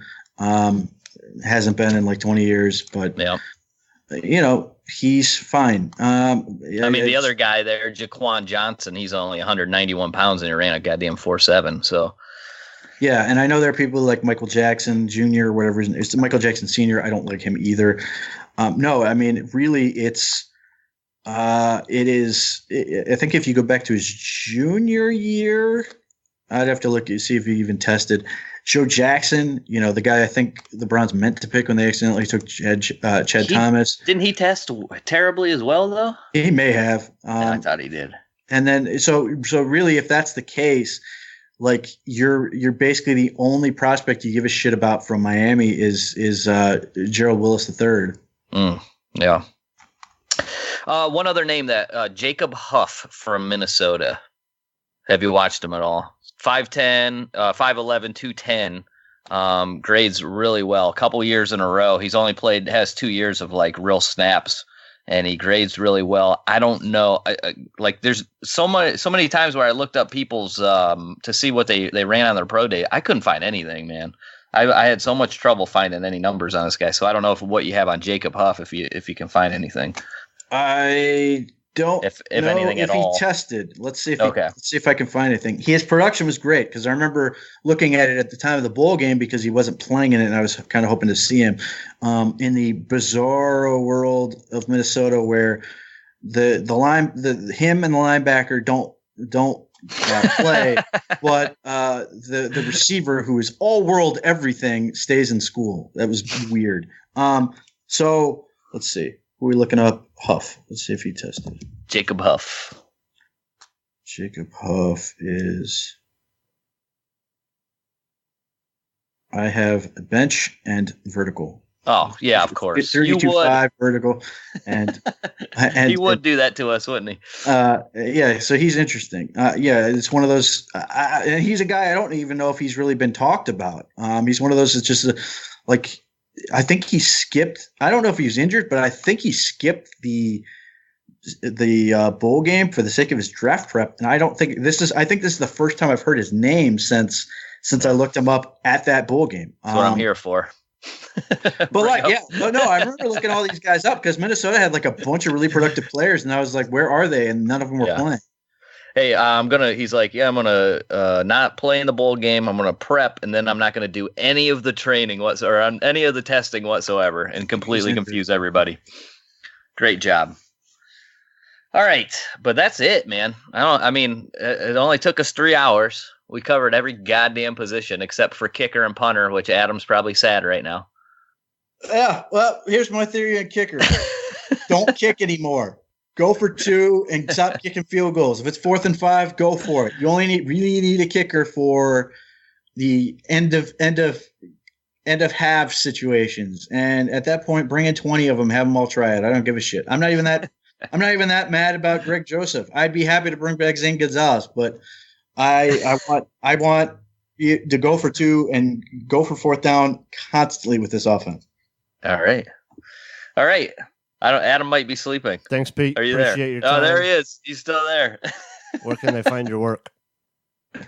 You can find me at Twitter's the easiest thing, at _Pete Smith _. You can find my work at NFL Spin Zone covering the Browns. And obviously I've been doing a lot of pods with Jeff Lloyd doing Lockdown Browns. Awesome. Thanks. Super deep dive. We really appreciate your time, dude. Thank you so much. Awesome. As usual, thank you very much, Pete. You got it. I didn't realize it was 3 hours either. Greg, what's our Twitter? Twitter at STS Podcast. Our email is @gmail.com.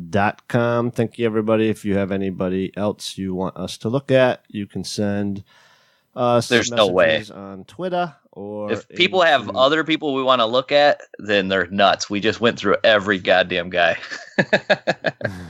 There's no way. Well, it's possible there are, and this year has been so weird in terms of being able to get athletic data that like there are guys that I don't have on the board simply because I've never seen any athletic data or whatever. But that has been a unique problem this year because like one of the main people who keeps track of it was sort of like not doing it or was trying to sell it or may still be trying to sell it or I don't know. And at this point, it's been almost too late for me to even care.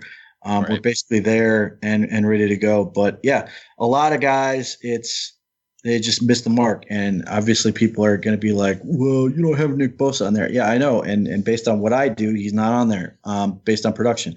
And that's fine. You can tell me how great he's going to be. I don't care. They're not going to draft him anyway, but there are players I would draft over him. And that is the case for a lot of these situations. Yeah, it gets a little sticky.